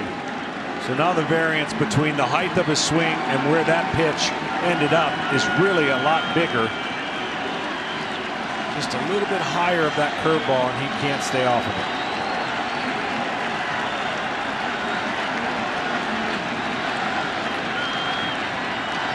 How big is the lead for the Cubs going to be? High fly ball into center for Davis. And a great job by Trevor Bauer to limit the damage to 2. Bottom of the 10th inning. And the Cubs celebrated in the top half. Rizzo, Zobrist with a big hit. Back after this from your local Fox station. 3 outs away. The Cleveland Indians are looking for more heroics like they got in the bottom of the 8th as they trail by 2. In the bottom of the 10th, Zobrist, the go-ahead RBI double. Montero tacked one on. Flashes the signs for Carl Edwards Jr. We're about to find out about Carl Edwards Jr., the 25-year-old hard-throwing right-hander, looking for the 3 biggest outs of his life. A 48th round draft pick deals high, a ball and a strike. Well, he's got a really electric arm and the ball will cut. The key for the Indians is staying off his curveball, trying to make that curveball thrown for strikes. But when you're trying to catch up to 96, you sometimes react to that curveball. Here's a 1-1 to Napoli. Out of play right side, strike 2. Chapman ends up going an inning and a third. He allowed 2 runs, struck out 2. Allowed 3 hits, all with 2 out in that 3-run 8th. After taking over for Lester, in line for the win. 2-2.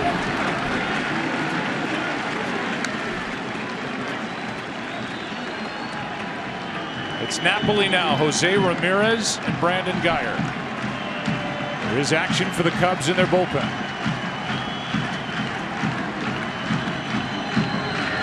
A strikeout starts the 10th.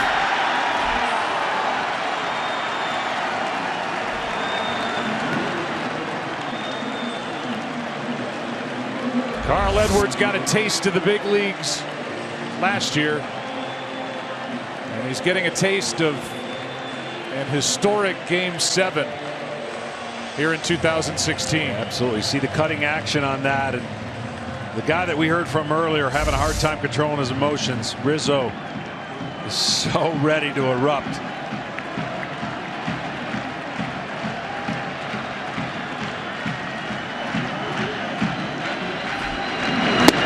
Strike 1 to Jose Ramirez. Indians need a base runner to have a chance. Ramirez 2 for 4 tonight. His hit chased Lester in the 8th. He scored on the double by Guyer. The 0-1. That is foul down the right field line. Strike 2. Carl Edwards was lined up on the line and you had to pick a pitcher.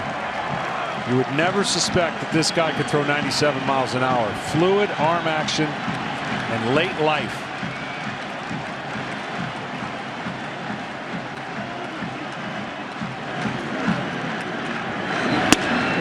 Ball 1.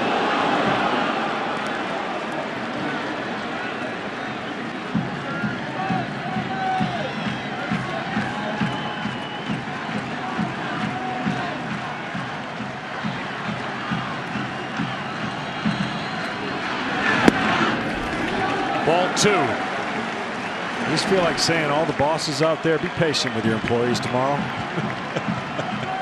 They're going to be sleep deprived. A groggy morning.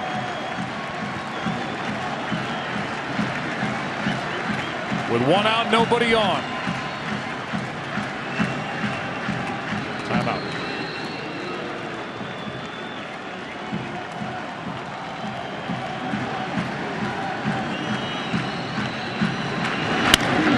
To Russell. 2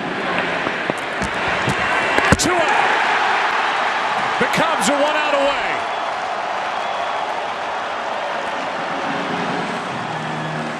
And the batter will be Brandon Guyer.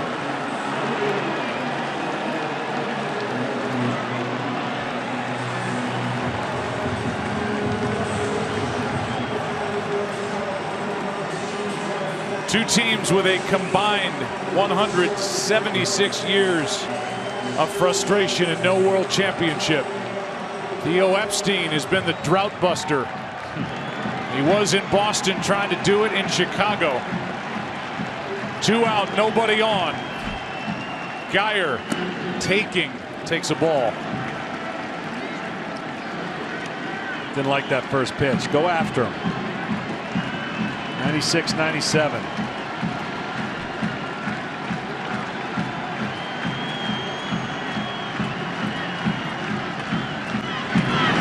Two and 0.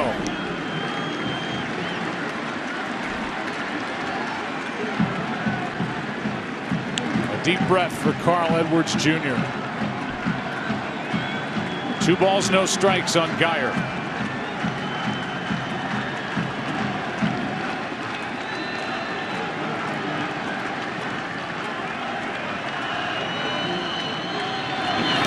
Three and 0. I just didn't like the first pitch. I mean, I know you start thinking again. That's the thing. Don't think about this is an out or I'm an out away from winning a championship. Just make 1 pitch at a time. And that first pitch got him a little bit off his game plan. Now 3 and 0. It looked like Guyer went up there to take a strike. The first 3 have not been close. On deck is the hero from the 8th inning, Rajai Davis, who hit a 2-run home run to tie it at 6 off Chapman. Can Edwards throw a strike? Yes.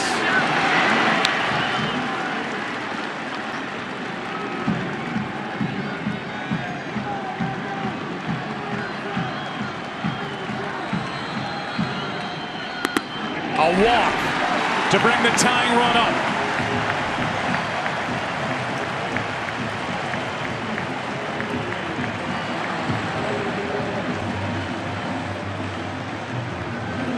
Here comes Chris Bosio, the pitching coach, with Rajai Davis coming up. And Miguel Montero trying to guide Carl Edwards Jr. through this 10th. In the 8th, Rajai. Bedlam.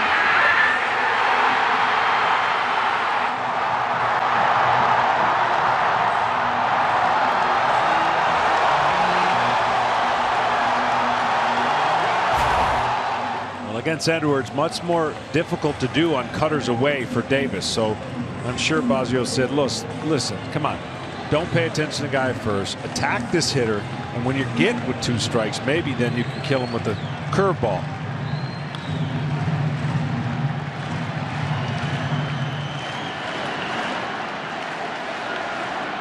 Rajai Davis could tie it with a home run. Guyer will take second if he wishes. Cubs are giving it to him. Ball 1. And down to second is Guyer to take that force out away. No stolen base granted.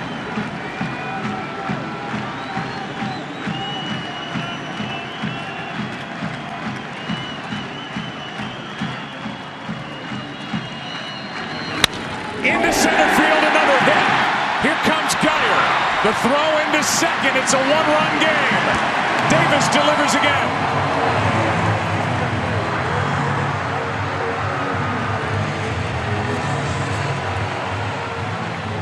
And that's going to be it for Carl Edwards Jr., who got the first two, a walk and now an RBI single.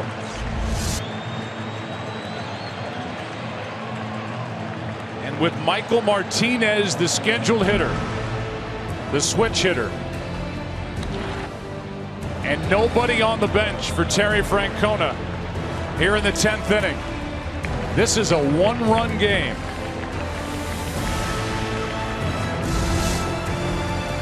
Edwards is out. Leaguer to the big leagues for the first time with Philadelphia. Now with Cleveland, came to the Indians last year, is up with 2 outs. He's 0 for 3 this postseason. There are his numbers during the regular year. He did hit 1 home run. He's the winning run at the plate, and you've got a base stealer at first in Rajai Davis. Decent move out of Montgomery. Not a good arm, Montero. Curveball delight. Look for the ball in the dirt, and if you think you've got the opportunity, steal a bag, because the odds of getting multiple hits here with 2 outs, although the Indians have done it before. Here's the 0-1. This is going to be a tough play. Bryant, the Cubs win the World Series. Bryant makes the play. It's over. And the Cubs have finally won it all. 8-7 and 10.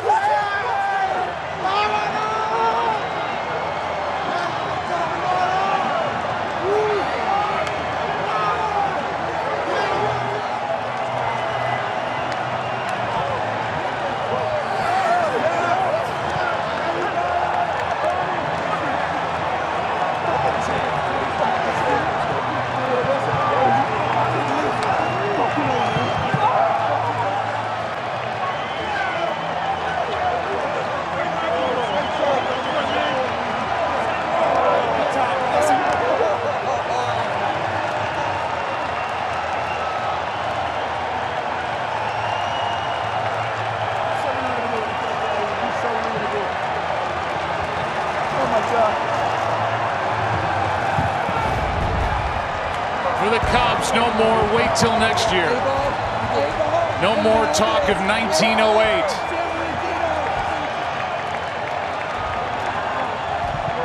They win Game 7 in 10 heart-pounding innings. For good measure, the foot of Chris Bryant slipped on that final out, but he still threw a strike to Rizzo. And the Cubs, Joe Maddon in charge, have won the World Series.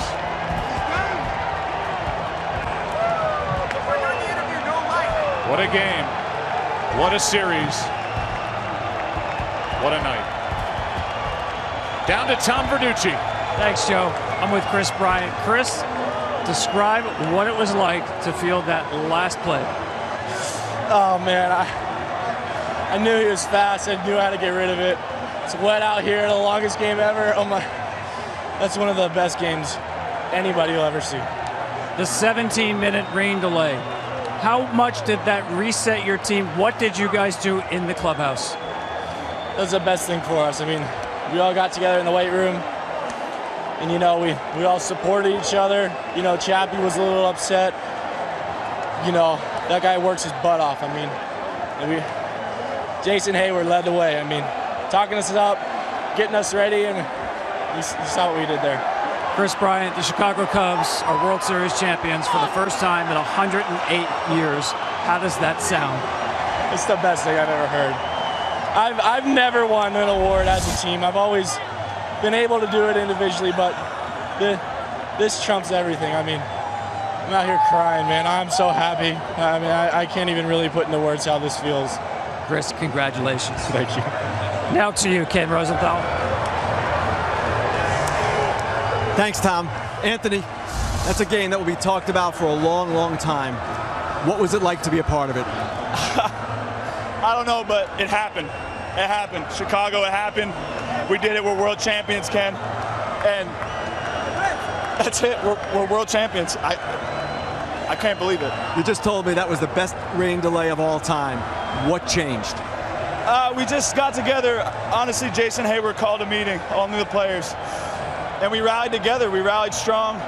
We knew that we could do this. We know we keep fighting. We never quit. We always say it. And we pulled together, and the boys believed. And we won. Now, it's been 108 years, as you know.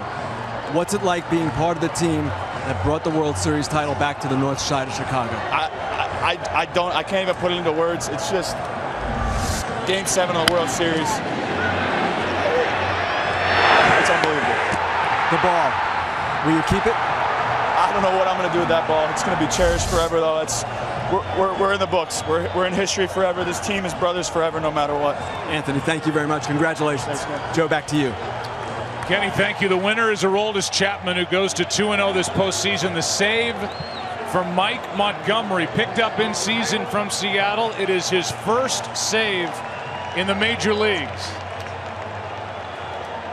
And with the runner going, Martinez chops one to third. Bryant slipped.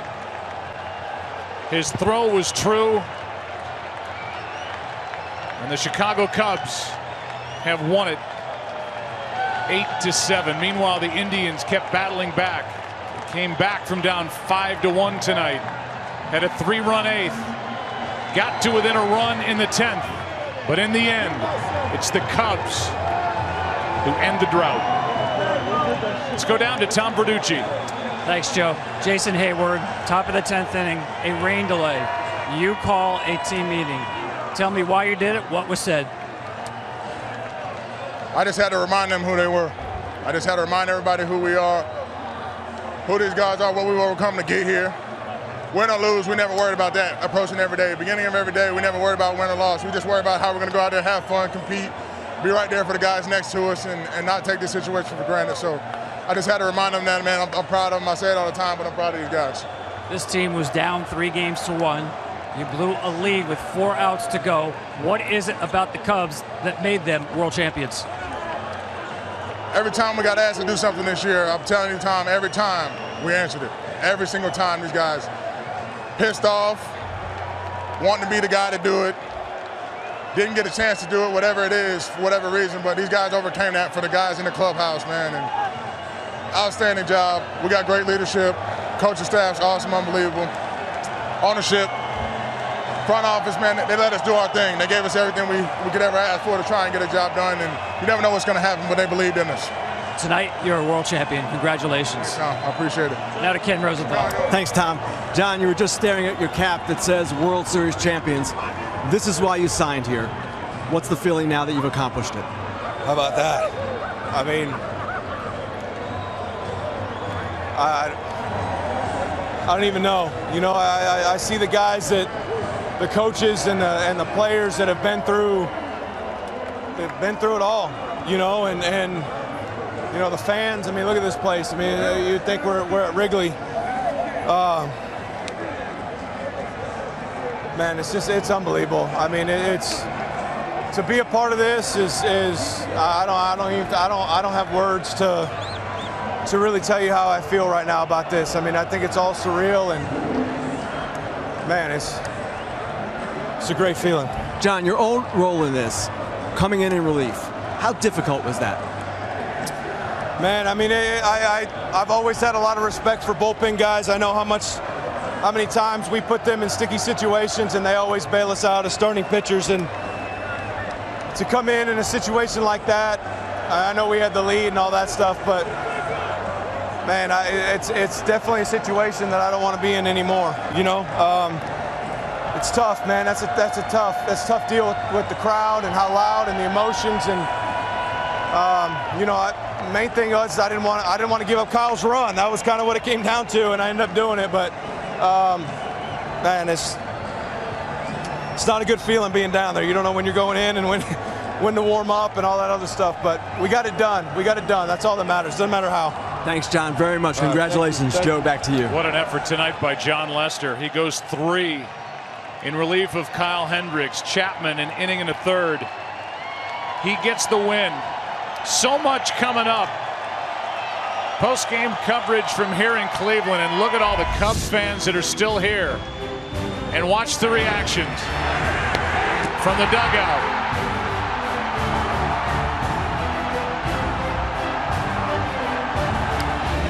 To the veteran catcher who's walking away, a champion.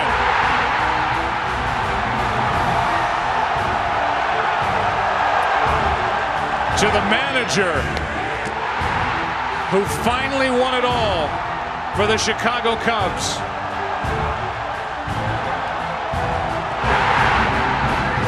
To the man who put the plan in action. And all the fans, famous and otherwise, celebrating in Cleveland, Ohio. What a series. Squeezed every drop out of this. Part of the young core for Chicago. Chapman, yeah, he blew the save, but he pitched a perfect ninth, and he gets the win. Carl Edwards got the first 2 outs of the 9th inning. And then Mike Montgomery got the final out. History in Cleveland, Ohio. The trophy ceremony coming up, and the Chevrolet Most Valuable Player Award. Long night ahead on Fox and FS1. Congratulations, Chicago.